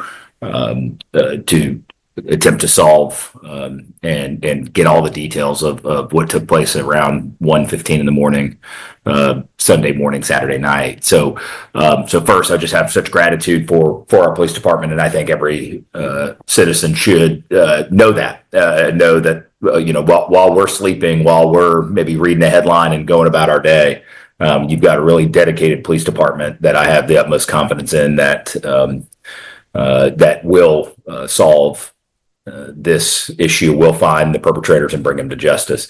And I want to underscore that the reason that it's safe to go downtown and the reason that it's pretty rare inside the city limits to have anything like this happen is because no matter how bad of an actor you are, or if you have bad intentions, most of those people with bad intentions choose somewhere else for this kind of nonsense, because they know that we will find them and that we know that we will bring them to justice. So that will happen here again, and we will find who did this, who has not only taken the life of a 19-year-old in our community, but they've taken a little bit away from all of us. For the exact question that you just mentioned, is now do we have to even be having to second guess in Pensacola, Florida, whether something is safe to do or not to do. So I can absolutely reassure our citizens that Pensacola is extremely safe. I was downtown at a restaurant watching the soccer game, a couple different places, walking around downtown personally last night. It is fully safe to go back downtown. If you did miss the news clip and the press conference from yesterday, we believe that of the seven people that were hit with shots, 6 of them knew each other, had a past history with each other. So this was not a situation that I think a lot of people early on Sunday morning speculated that this would be a shooting event, that someone just came down and opened fire randomly. That was not the case. This was folks that had past run-ins, past associations with each other. And so when it's that doesn't make the loss of a 19-year-old in our community certainly any better. But from a citywide safety standpoint, this incident, sadly and tragically, was involving familiar acquaintances than it was that it was a random attack that might make you on your heels or concerned about going downtown. So bottom line is downtown is in our city will remain extremely safe. There is nothing shut down. There's nowhere you can't go or not go. And all I can tell you is we've got a tireless effort happening in our police department right now as I'm sitting on this show with you. That will continue until we bring the person or persons that are responsible for this to justice. Wow. Mayor, is a question that people are asking, I think, do we have a gang problem in Pensacola, you think? I mean, it's obviously that's probably a better question for Mike or the chief that live and breathe law enforcement each and every day, and they can give you probably a better finger on the pulse. Here's what I would say. I would echo what the chief said yesterday in the sense that there might be some ties to that type of activity with this group, but it might even be, it's a stretch to even say that this was some official gang activity or something like that. At the end of the day, it doesn't matter what type of violence it was violence in our city. Yeah. And that's unacceptable violence. Right. Yeah, exactly. And gang related, not gang related, all of that violence in our city is not going to be tolerated. And I've got to thank our citizens as well. Our citizens that are stepping up, our businesses, and help getting our police department surveillance footage. it's kind of interesting. Surveillance footage sometimes gets controversial in these in cities when things are going okay. And one complaint I haven't heard the last 48 hours is, man, what about cameras that are around downtown? I haven't heard nobody's emailed me about that. I think everybody, when it's time to have public safety be number one, which is what it should be all the time, then we have people stepping up, providing footage, providing camera footage, cell phone, all those different things. We've had so many people step up and try to give us as much information as we can to make sure that we resolve this case. So, we can't tolerate, and I've said this since I've been mayor, the number one issue for me always will be keeping people safe and them feeling safe where they sleep. So that doesn't change after a tragic incident like this, and it just means we step up and get our job done. And we've got an awesome team of detectives and investigators that are on this right now that have been on it since day one. So again, I'm extremely confident that this will be solved. I'm extremely confident that every citizen in Pensacola, Florida, can feel that they can go to sleep and their children can go to sleep safely. That being said, there obviously has been some conversation. I've met and talked with lots of community leaders, a lot of community leaders in the Black community. And of course, there's been this kind of next conversation. We're focused on the task at hand right now, but secondarily about the conversation about a curfew. And I want to be clear, we're really talking about two things. The victim who lost his life was 19 years old. It is not clear at this point that any suspects or any involvement was that a guarantee that it was of a certain age or a young age. And so I only make that point to say, I think some people are rushing to judgment to say, well, if there's a curfew, things like this may or may not happen. That's unpredictable. But we're having two conversations about what took place overnight on 4th of July. One is this tragic incident, and that's what we're solving right now. Two is previous to this tragic incident, and Chief Winstrom mentioned this in his first press conference on Sunday morning.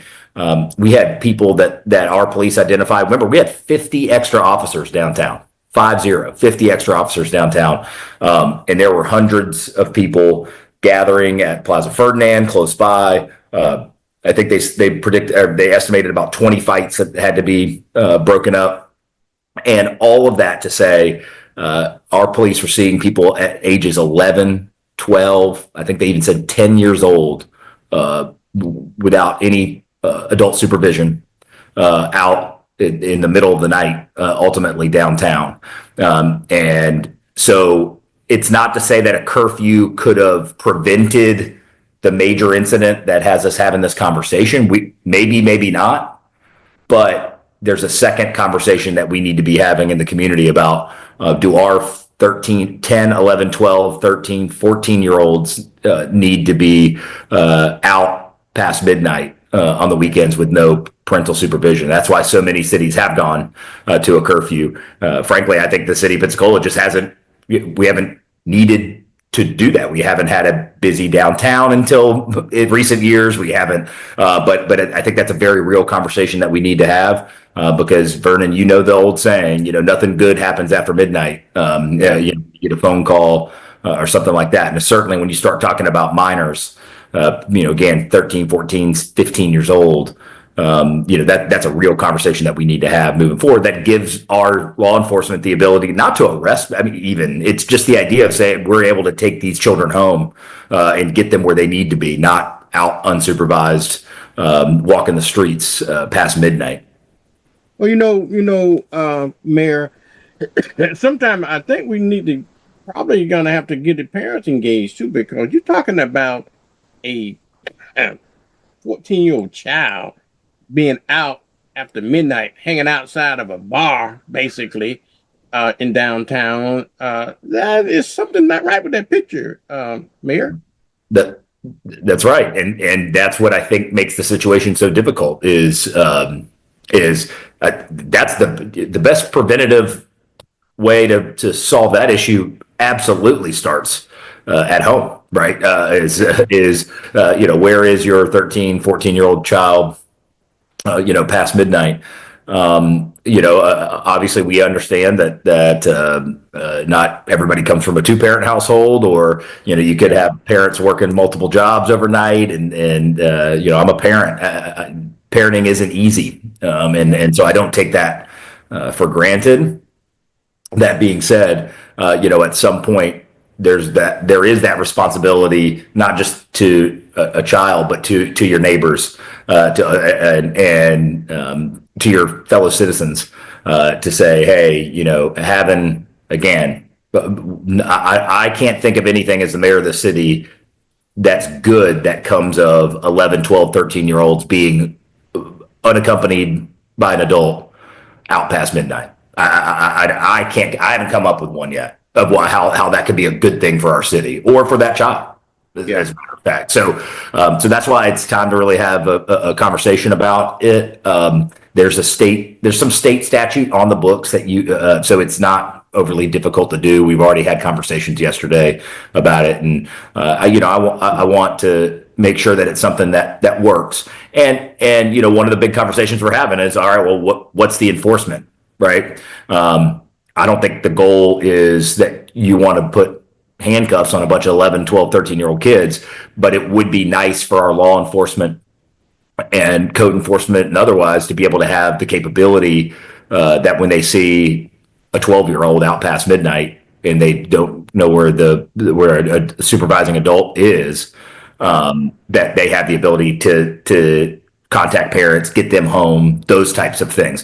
And, yes, Vernon, to your point, even having to reach the point where our police are having to do that is a strain on our resources, strain on our taxpayer dollars, all of that. But right now, without this ordinance, we don't even have that capability. And that's what you saw Saturday night was, hey, it's people being in the park. They're allowed to do that, or around the park, and we don't have the teeth to be able to be able enforce some of that with those unsupervised minors. So anyway, that's we're focused on bringing criminals to justice right now, but at the same time, we're having this conversation moving forward about, and you're seeing all of this now, all on. Listen, Vernon, when I was a kid, I'm not going to lie to you. When I was 15 and 16 years old, I might have been out at past midnight, but I might have been at a friend's house, or I might have been in the woods somewhere. I didn't have a way to get on my cell phone like this and call 500 of my friends on TikTok, or get them connected. The game has changed in the sense of these team takeover things, and I'm not saying that that's what happened on Saturday, but our world has changed a lot since I was 14 and 15, 16 years old, and your ability to connect with people for good, and your ability to connect with people for things that aren't so good. And so it's our job as city government. We got to get with the times, and we got to stay modern and on the cutting edge to make sure that we're keeping our people safe. Mayor, you kind of harken my memory back.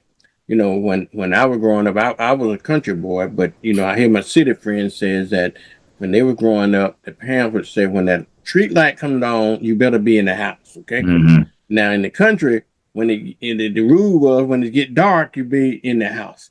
And then they used to run an old ad. I don't know whether you remember this ad or not, Mayor. I don't know whether you remember this ad or not, but they used to say, it's midnight. Do you know where your children are? Okay. Mm-hmm. And I think they'll revitalize that. It's something that we probably need to think about. I got Ellison Bennett on the phone, Mayor. I think you got a question. Ellison? Yes, good morning. Good morning, Mayor. Good morning, Ellison. You got a question, Ellison? Yeah. I can barely hear you. Okay, let's keep in mind this. At a high school football game, a couple years ago, we had shooters there. Over on W Street, doing a Little League football game, 11 o'clock in the morning, a guy was killed in front of a concession stand. This violence must stop, and the parents must be held accountable. These parents know who the shooters are, or either their friends know who they are, and they need to step up. Yeah.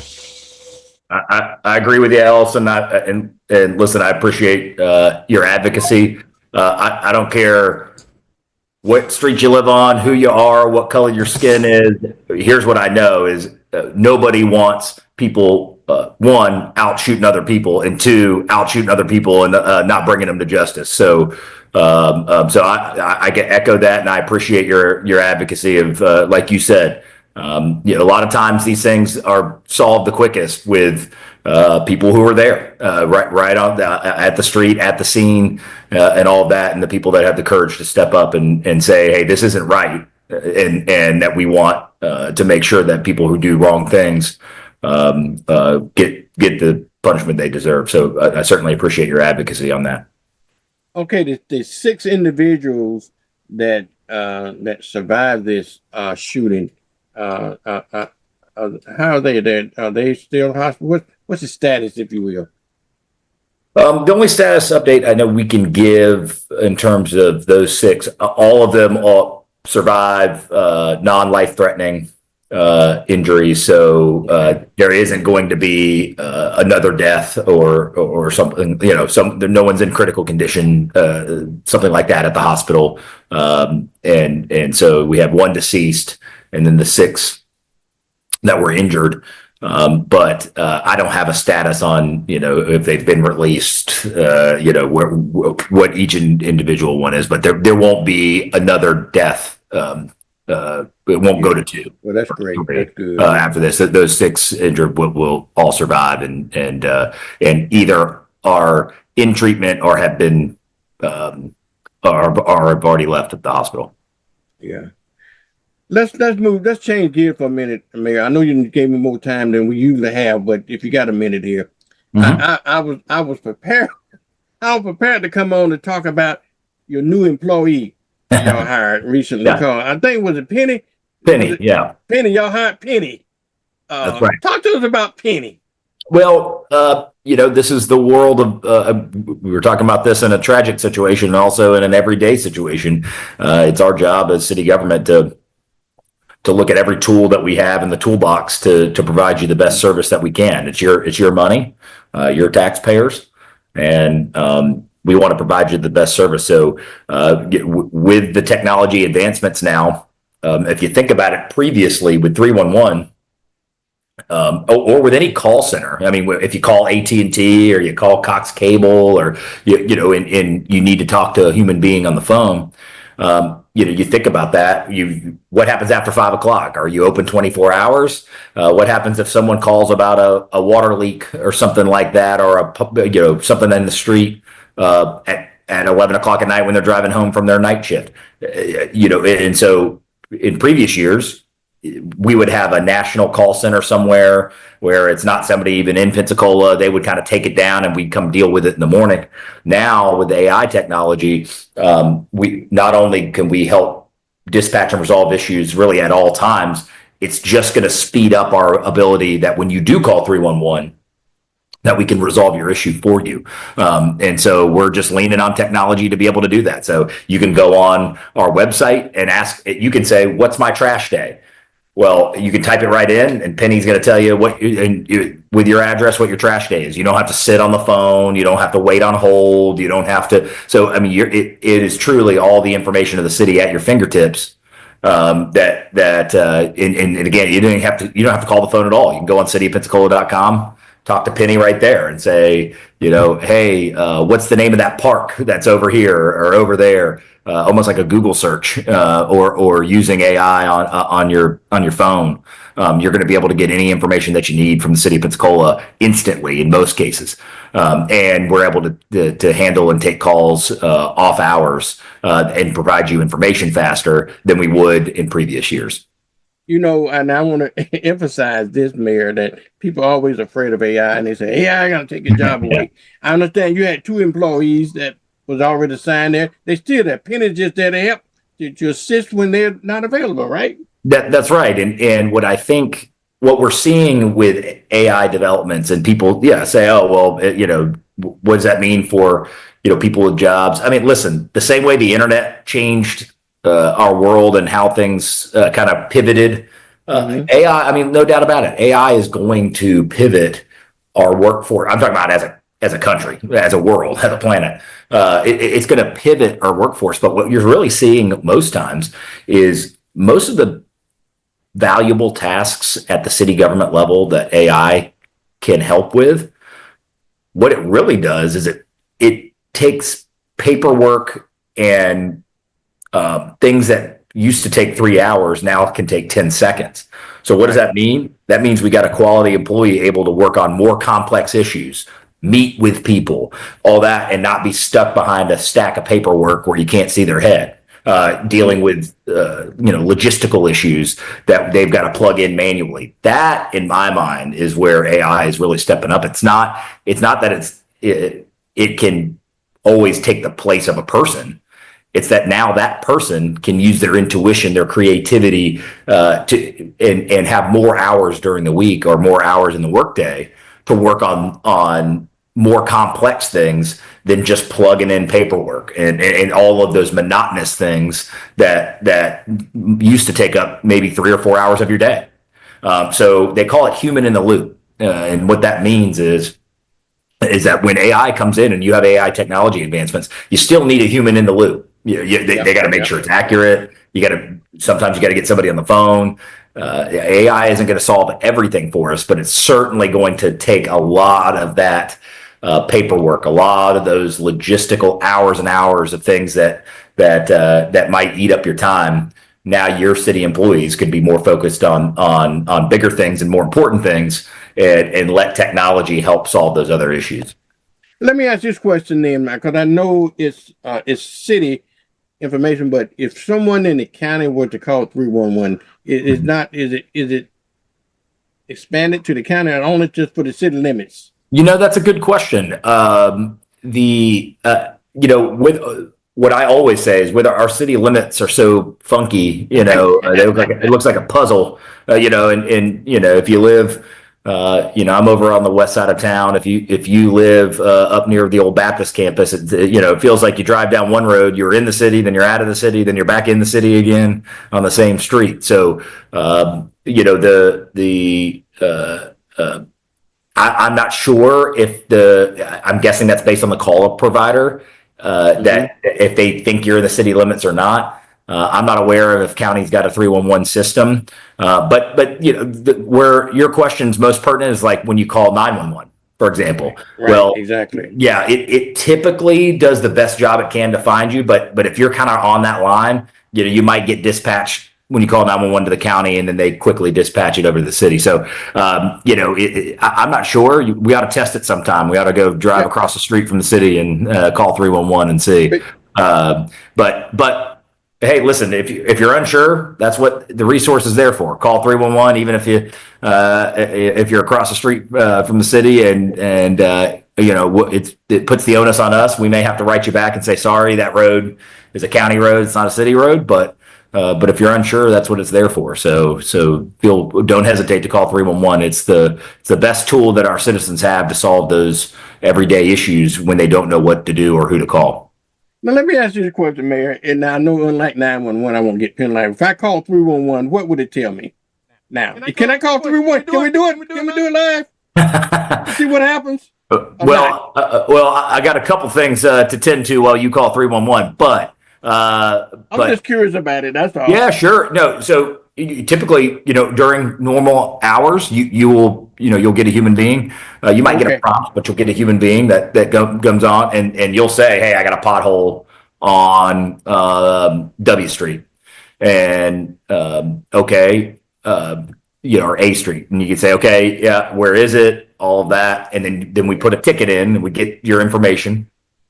And then why we get your information, you would say, well, hey, why do you need my information if I'm just telling you about a pothole? Well, because we want to be able to come back to you and say, hey, we solved it, or hey, we can't solve it, But 311 is so valuable because as I always tell folks at town halls and Rotary clubs, is that puts the onus on us to respond back to you. So, and I mean, it's even better than sending the mayor an email. I mean, not that you send me an email, I'll forward it to the right department and all that, but you may not hear back. We may solve it, but we may not close the loop the way that. But you 311, you call them, you get a ticket.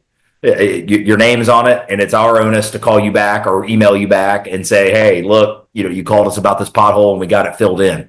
So that's the value of it. So you'll talk to a person, you'll tell them what your issue is, they'll create a ticket, and then that ticket goes to the right department depending on what your issue is, and it's our job to solve it. Okay, Mayor, thank you. I know I kept you a little longer because we want to talk about that unfortunate incident, and I wanted to talk to you about the 311 system, but thank you. And we'll see you on next Monday. That's right. Next Tuesday. Yeah. Right? And Vernon, thank you. Thanks for spreading the word on this. And again, please, if you have any additional information, sometimes people think it's not a big deal, or it might be they already know that, things like that. Please, I would plead with the community to make sure that we're finding the people that are responsible for this, and that we have all the information to be able to bring them to justice. There's no information too big or too small. So certainly we encourage and appreciate all of the community that already has been stepping up to provide information to our police department, and we hope to continue to do so. So Vernon, again, thank you so much for having me on. Yeah, as I transition here, I just wanted to let folks know that you are running for re-election. My next guest is running for governor. And I just want to transition to let everybody know that you're running for re-election. Okay. Thank you so much. Thank you now. All right, y'all. That is Mayor D.C. Reeves, y'all. And this morning, y'all, that we got a very special guest this morning that just so happens to be running for the governor of Florida. And her name is Mrs. Dottie Joseph. Okay. Dottie, good morning. How are you? I am alive and well. Good morning to you and all of your viewers, listeners. Welcome to Morning with Vernon. Tell everybody who you are and where you're from and what we're going to be talking about this morning. I know you're running for governor, and so I don't know how familiar you are with folks here up in the Panhandle, but talk to us about Dottie Joseph. Absolutely. Thank you for the invite. So for those who don't know me, I am State Representative Dottie Joseph. I am former Democratic minority leader in the Florida legislature. I currently represent the South Florida area, so northern Miami-Dade County, for people who are familiar with that. I was raised in Miami, public schools all throughout. I studied hard. I was able to go to Yale University for undergrad. But before that, while I was in high school, I was exploring the thought of being a lawyer. So I interned at the Miami-Dade Public Defender's Office. Unfortunately, this was back in the days of the crack cocaine epidemic, and there were a lot of people going to jail that just needed medical attention. And I decided I didn't want to be a part of that criminal injustice system. So at the time, I wrote off being a lawyer. Then when I went to college, I had the opportunity to intern for a congressman, first in his district office, doing constituent services, and I fell in love with that, helping people, make government work for them, solve their problems, get engaged with the federal agencies. And then over the summer, they invited me to come work on Capitol Hill as a legislative correspondent. So basically responding to people's letters and inquiries and emails. But then I got a front row seat to see how our democracy actually does not function. And I was completely disillusioned by how things actually happen in Washington, D.C. And I wrote off politics altogether. Fast forward, I graduate from Yale. And while I was at Yale, I was the chair of the NAACP Political Action Committee. So there was a lot going on there. I took some time off. During that time off, I am a PK, so I served as the acting youth director for my dad's church in Miami, and I was able to intern at the Carter Center in Atlanta with former President Jimmy Carter. So not while he was president. This is at the Carter Center, which still exists. I'm not that old. And we focused on democracy development in Latin America, the Caribbean, and West Africa. So this man, President Carter, and his wife restored my faith in what a public servant could be. Somebody who was out doing the work, not for self-aggrandizement, not for a title. He had already been president, and he was just out there trying to make people's lives better. So I said, okay, this I could do. I could be a track 2 diplomat, perfect for an introvert like me, and you never need to know I exist. So I did a program in The Hague in the Netherlands in mediation and conflict resolution to forward that.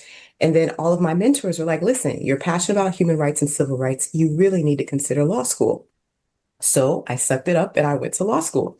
I was able to go to Georgetown University Law Center in Washington, D.C. And while a lot of my colleagues were out, making big bucks at fancy firms, I was out doing the Lord's work. So civil rights and human rights. I interned for the United States Department of Justice's Civil Rights Division. I interned with the National Lawyers Committee for Civil Rights Under the Law, where I helped co-author the nationwide manual to help nonprofit organizations register voters. Then during the summers, I would do something human rights related. So the first summer, I interned with the United Nations High Commissioner for Refugees in Egypt. I was working primarily with refugees from Sudan. And then the next summer, I interned with the Refugee Law Project in Uganda, where I was working primarily with refugees from the Congo. So graduated from law school at Georgetown. While I was there, I was also president of the Caribbean Law Students Association. Once I graduated, I clerked for a federal judge in Washington, D.C., the late Eugene Hamilton, who was actually the second African-American chief judge they had in Washington. And one lesson that really kind of sticks with me from him, actually, I'll give you two. One is, if it's to be, it's up to me, right? If there's something that you think needs to happen and it's not happening, then step up and make it happen. So that was one.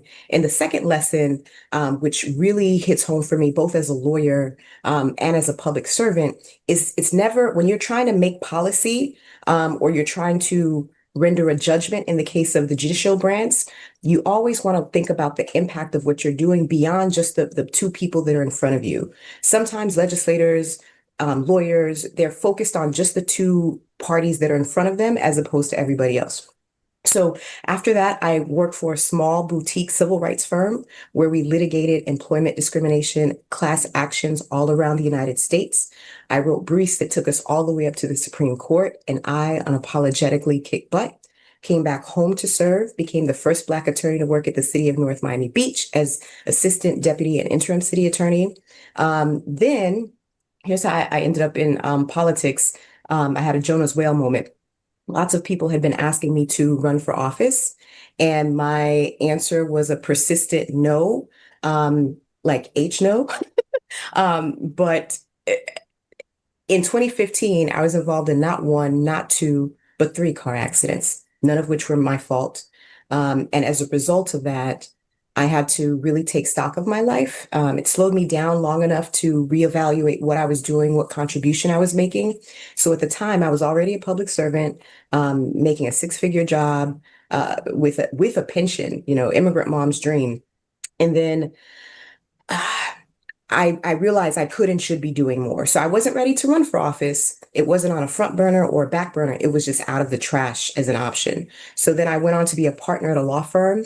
And then fast forward, the gentleman that I ended up being a state representative. So long story short, I was trying to get people to run for a particular seat. They were not interested. So I went ahead and ran, and I was elected, and I've been serving since 2018. My time in the legislature has been fighting for, literally, pick any Democratic issue that you care about. I've probably been at the forefront of championing it. Despite being in the minority in the Democratic Party of the legislature, I've been able to work across the aisle to pass some meaningful legislation around expanding access to healthcare, protecting survivors of domestic violence, getting justice for victims of police brutality. I'll just highlight one example of that. There was a young man named Dontel Stevens who had been shot in the back by police. And a colleague of mine in Broward had reached out to see if I could help in the legislature because he had done everything he was supposed to do. He filed the claim, went through litigation. The jury gave them a $6 million verdict, but they couldn't access it because it was against a municipality, and there's a cap. to exceed the cap, you need something called a claims bill out of the legislature. So I partnered with a Republican colleague, and we got one of the first claims bills passed. I want to say by the time when we did it, there had been no more than 15 claims bills passed in the Florida legislature's entire history. Since then, we have a bunch more. So that's one example. I've also gotten other criminal justice reform done in the wake of the George Floyd murder. And that's with partnering with longtime organizations, law enforcement. So everybody from Black Lives Matter to NAACP to various Black lawyers organization, of which I'm past president of the Haitian Lawyers Association. And I'm a member of several of the Black bars throughout the state. So we were all able to put our heads together to come up with some meaningful criminal justice reform that we were able to usher through the legislature in a very bipartisan manner. So those are just some of the highlights. I have so many more that I can talk about, but that's me in a nutshell. Okay, let me ask you this question, if you will. What was the epiphany that said, look, I'm going to run for governor? What motivated that? Yeah, so it definitely was not on my bingo card. I'll say that. I was looking forward to a break after serving in the legislature. And people had been reaching out to me to consider running for a number of seats. And, I'll just be honest. Politics has been rough lately with the polarization that has been happening, not just in the state, but nationally. And it can wear you out, right? And I'm reminded of the scripture, do not grow weary in well-doing. So I try to keep that at the forefront when I'm thinking about what is going on in this state. And when Mayor Demings unfortunately had to step out a couple weeks ago, I was looking at our options. I wasn't too familiar with all of the options at this point. My focus had been in the legislature, and I just thought that we needed to have another option, somebody that we know is tried and true as a Democrat, that they have the record to substantiate it. So, I offered myself up, and I'm asking you all to put me in, coach, because I know the issues, I know the legislature, I'm a fighter, and you don't have to worry about what I will or will not do. There are a lot of things you won't have to explain to me because I already get it. So that's why I'm running. I'm here to make life better for Floridians. I know what it looks like when government doesn't work. And I know what it looks like when it does work for the people. And we need to make sure that government works for us and not against us. If you're successful in your bid for governor, what are the issues that you're going to attack? I know in the state of Florida, as far as Black people are concerned, we've been under attack, in my opinion, as issues of book banning and the DEI and all this crazy stuff. What will your position be if you was elected and on dealing with those issues that affect the Black community? Absolutely. So, first of all, I will make sure that education focuses on actually educating our children to prepare them for this global economy that we have, that they need to be competitive for, not these culture wars. I want to make sure our entire education is taught, not just bits and pieces that are whitewashed and some people are quote unquote more comfortable with. I think it's important that we have all of those options. In addition, when I'm thinking about things that impact our community, whether we're talking about criminal justice reform, I think about our returning citizens and how the current governor has really just gone after people who have already served their time. I have a legislation that I filed that addresses a lot of the things related to reentry, a lot of the things to make sure that once they've served their time, that they can be reintegrated into our communities and have the support that they need. And then we don't do this prison gerrymandering where people count for population purposes, kind of like the 3/5 clause in the Constitution, to make sure that they're counted where they're supposed to be counted, not where it's most convenient for certain numbers to be. I also want to make sure that when they are trying to vote, they have clear guidance from the state of what their rights are. I was a big proponent of Amendment 4, to restore the right to vote for returning citizens. And I filed legislation to close some of the confusion that the current administration had been capitalizing on, right? So that's one element. When we look at healthcare disparities, I was able to, in the legislature, help allocate $9 million towards addressing healthcare disparities, along with several colleagues in a bipartisan way. So this is not just, stuff I'm generically talking about. When we also talk about healthcare disparities, Black maternal mortality is a key issue. So one of the things that we were able to do with Representative Camilla Brown when she was serving was to expand Medicaid coverage postpartum from 30 days to a year.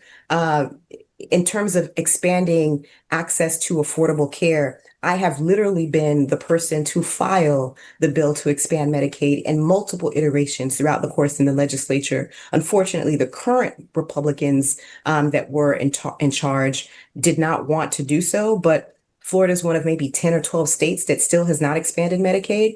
I take it a step further because people talk about expanding Medicaid, but I'm telling you, that's like the floor. Yeah. That's the very bare minimum.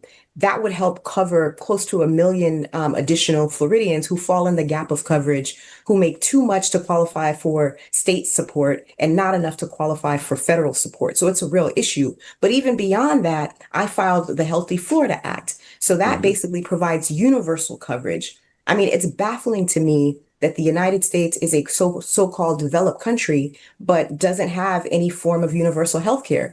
Every other developed country in the world has something, and we just don't, which it doesn't make sense because we can't afford it. I think people are tired of these culture wars and these foreign wars that are sucking up our resources when we have real needs here at home. The other priority I have is just in terms of overall economic advancement. And that comes in different layers. So it's partially education, which you touched on, but that education, I need to put it in the proper context. As a Black lawyer, one of the things that I focus on is civil rights. And one of the seminal cases that we have is Brown versus Board of Education, which desegregated public schools. Ever since that ruling, we have seen the continued relentless attacks on our public education system, traditionally, especially our traditional public schools. So I want to really root in on the foundation because there's been a lot of money that's been redirected to non-traditional public schools, and they are not held to the same account. They do not have access to the same resources. They have to meet completely different requirements. So it's time to level the playing field to make sure that all of our kids, regardless of zip code, receive a quality education. So that's one component. The other component is taking down costs overall, right? So whether we're talking about property insurance premiums, I've proposed lots of legislation to tackle that. And unfortunately, my Republican colleagues' response to that is to provide $1 billion bailout for insurance companies. I had proposed an amendment to that just to share some of the profits once the anticipated profits start to get in as a rebate to the homeowners, and my colleagues refused. So, I mean, that's one element. When we're talking about gas, I filed legislation to decrease some of the sales tax that goes to gas. When we talk about groceries, a big component of that is making sure we stop attacking our immigrant communities. I don't know what's going on with this governor, but he has this penchant for trying to vilify immigrants. And when we do that, all of our key industries in Florida are affected. When we're talking about agriculture, that's going to make, harder to get food on your table. It's going to interrupt that food chain. When we talk about healthcare, there's so many immigrants who are involved in key components of our healthcare system who are immigrants, from doctors and nurses to support people and people at long-term healthcare facilities. I mean, y'all know them more than me, but we have such an aging population. We need to make sure that people are taken care of. Start talking about tourism, construction, literally any major industry that we have in Florida. Immigrants are a key component of it. So it's time that we shut those attacks down and let, I told you I'm a pastor's daughter. So the unbiblical attack on immigrants needs to end, because I was taught that we love our neighbor, that we treat the foreign born as our native born. And these are commands. They're not decoration. They are ways that we're supposed to treat people so that we can show our light and our love in our actions, not in our hate, but in our love. So those are some philosophies that I carry across, making sure that I propose legislation to address affordable housing. It's the Real Affordable Housing Relief Act. And in there, I detail a whole host of things that we can do to decrease the cost of housing and open up the housing stock. So, for example, one of the trends that we're seeing are these institutional buyers like hedge funds and private equity firms that are buying up housing stock. So I put a limit on how many single family homes they can purchase to make sure that we open up the housing stock that's available. They can't use AI to rent gouge people because they don't care if people actually live in these homes or not. You know, they're managing their profit and losses. I mean, I can go on. I've been pretty prolific in the legislature in addressing some of the key issues that our community is facing. Unfortunately, with being in the minority, some of these things aren't passing here, but they're passing in other places. And I'll say that we've seen in other states where you have a Republican majority in the legislature and a Democratic governor, that governor is able to serve as a buffer for some of the worst policies that come out. For example, if I was governor when Stop Woke was coming out, first of all, it wouldn't have been a thing because I wouldn't have pushed it. And second of all, I would have vetoed it. So there are a lot of things that we can do, both in terms of the pardon power and the veto power and rebalancing the courts, that I would be able to do as governor to help make sure that we're focusing on us and not all the other drama. Okay, now I like what you're saying. Now, what can we do to help other than vote for you? Well, there are lots of things that you can do to help me. So my name is Dottie Joseph. That's spelled with one D. You can see it right there, DOTIE. You can check out my website. At my website, you can make a contribution. Every amount helps. So whether it's $5, the cap is $3,000. So if you got it like that, I would most appreciate it because we have a lot of work ahead of us. And the more money we have, the more we're able to communicate. But separate and apart from the money, I need people to understand that we are at a critical moment in not just this country's history, not just this state's history, but in world history. And we need to rise to meet this moment. We cannot afford to fumble this ball. Too much is at stake right now. And we're looking at the things, you know, I talk to people all around and people are looking to leave the country. They're looking to leave the state. They're worried about how their kids are going to get educated or not educated, how they're going to afford their bills. And we need somebody who gets it. You know, I look at a lot of my colleagues and, you know, they don't understand the impact of an emergency room bill.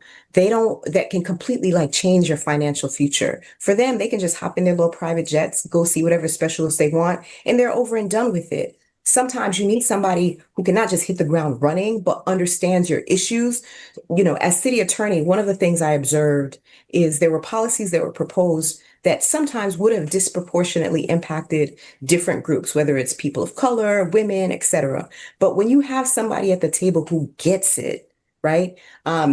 You can mitigate all of that. You can, because people aren't always trying to do harm. Sometimes they just don't know any better. And that's the case on a lot of issues. You need somebody who gets it. You don't have to like start from day one to educate them. I understand union rights. I understand civil rights. As a lawyer, I know how to issue spot and fix things. And that's what I'm really good at. And I'm focused on nobody else but you. I am unbought, unbossed, and really just focused on the people. So to support me, I need you to help spread the word, right? So, and for praying people, I appreciate prayers.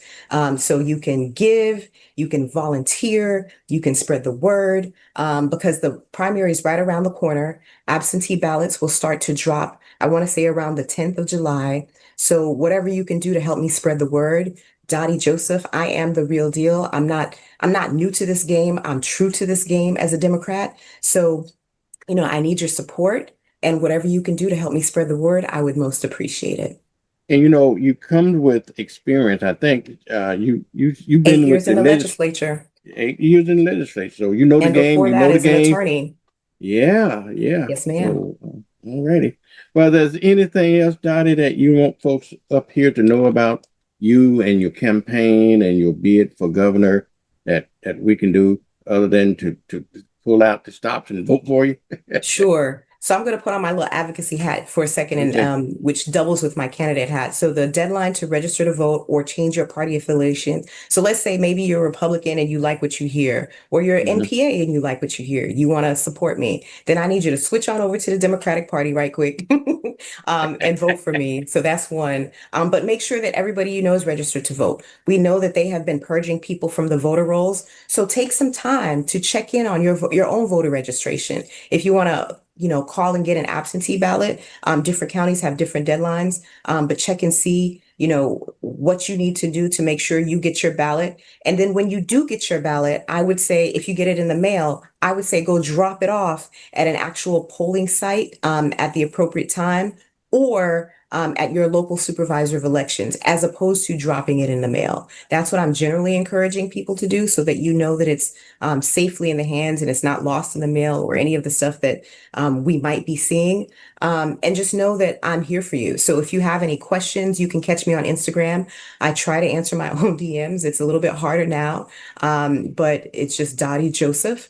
And you can always reach out to my office. Let's say you hear something and you want to actually talk to me about it. The best way to do is just reach out to my office, and we can schedule a call to answer whatever your concerns are. So thank you so much for having me. And, just shout out to you and your wife for this station, and the historical significance in this area of being the first African-American outlet at this level. So I thank you for your diligence, and I know that it's not easy, but it's appreciated. And I'm sure everybody who has the privilege of watching and listening to your program also appreciates it. So thank you. Okay, well, thank you. Thank you so much. And it's important that we get a governor that addresses our needs. Okay, folks, this is Dottie Joseph with one T now. Yeah, and just think Lottie Dottie, because I like to party. I cause good trouble, and I might bother somebody. So there you go. Well, Dottie, thank you, and good luck on your bid for governor. Okay. Thank you. All right then. All right, y'all. Miss Dottie Joseph. Just go to her website, Dottie Joseph, DOTIE And there's a wealth of information on her website that you can learn all about her, and importantly, you can donate to her campaign, and you can talk about and read all the issues that's important to us, and that's what we need. A representative that's going to serve us. And if you look at her history in the Florida legislature, you know she got our backs. Okay, Dottie, again, thank you very much for taking the time and telling us up here in the Panhandle who you are and what you represent. And good luck. I appreciate you. Thank you. All right, no problem. All right, y'all. It's time for me to get out of here. This time run fast. It's 9 o'clock, so I wanted to make sure that everybody knows to tune in to Morning with Vernon every morning from 6 to 9 every morning to find out what's happening in the community. And like I always say, I love you with Omar, we should always sign off saying, I love you with a perfect love. And George Wallace, the comedian, said, ain't nothing you can do about it. But old Blues Hound would say, don't forget, you's the only one that I love. So see you tomorrow. It's time for Mornings with Vernon. Yeah. Yeah. Get up now. Come on now. Get up. For Mornings with Vernon. Get up now. Let's go. Get up now.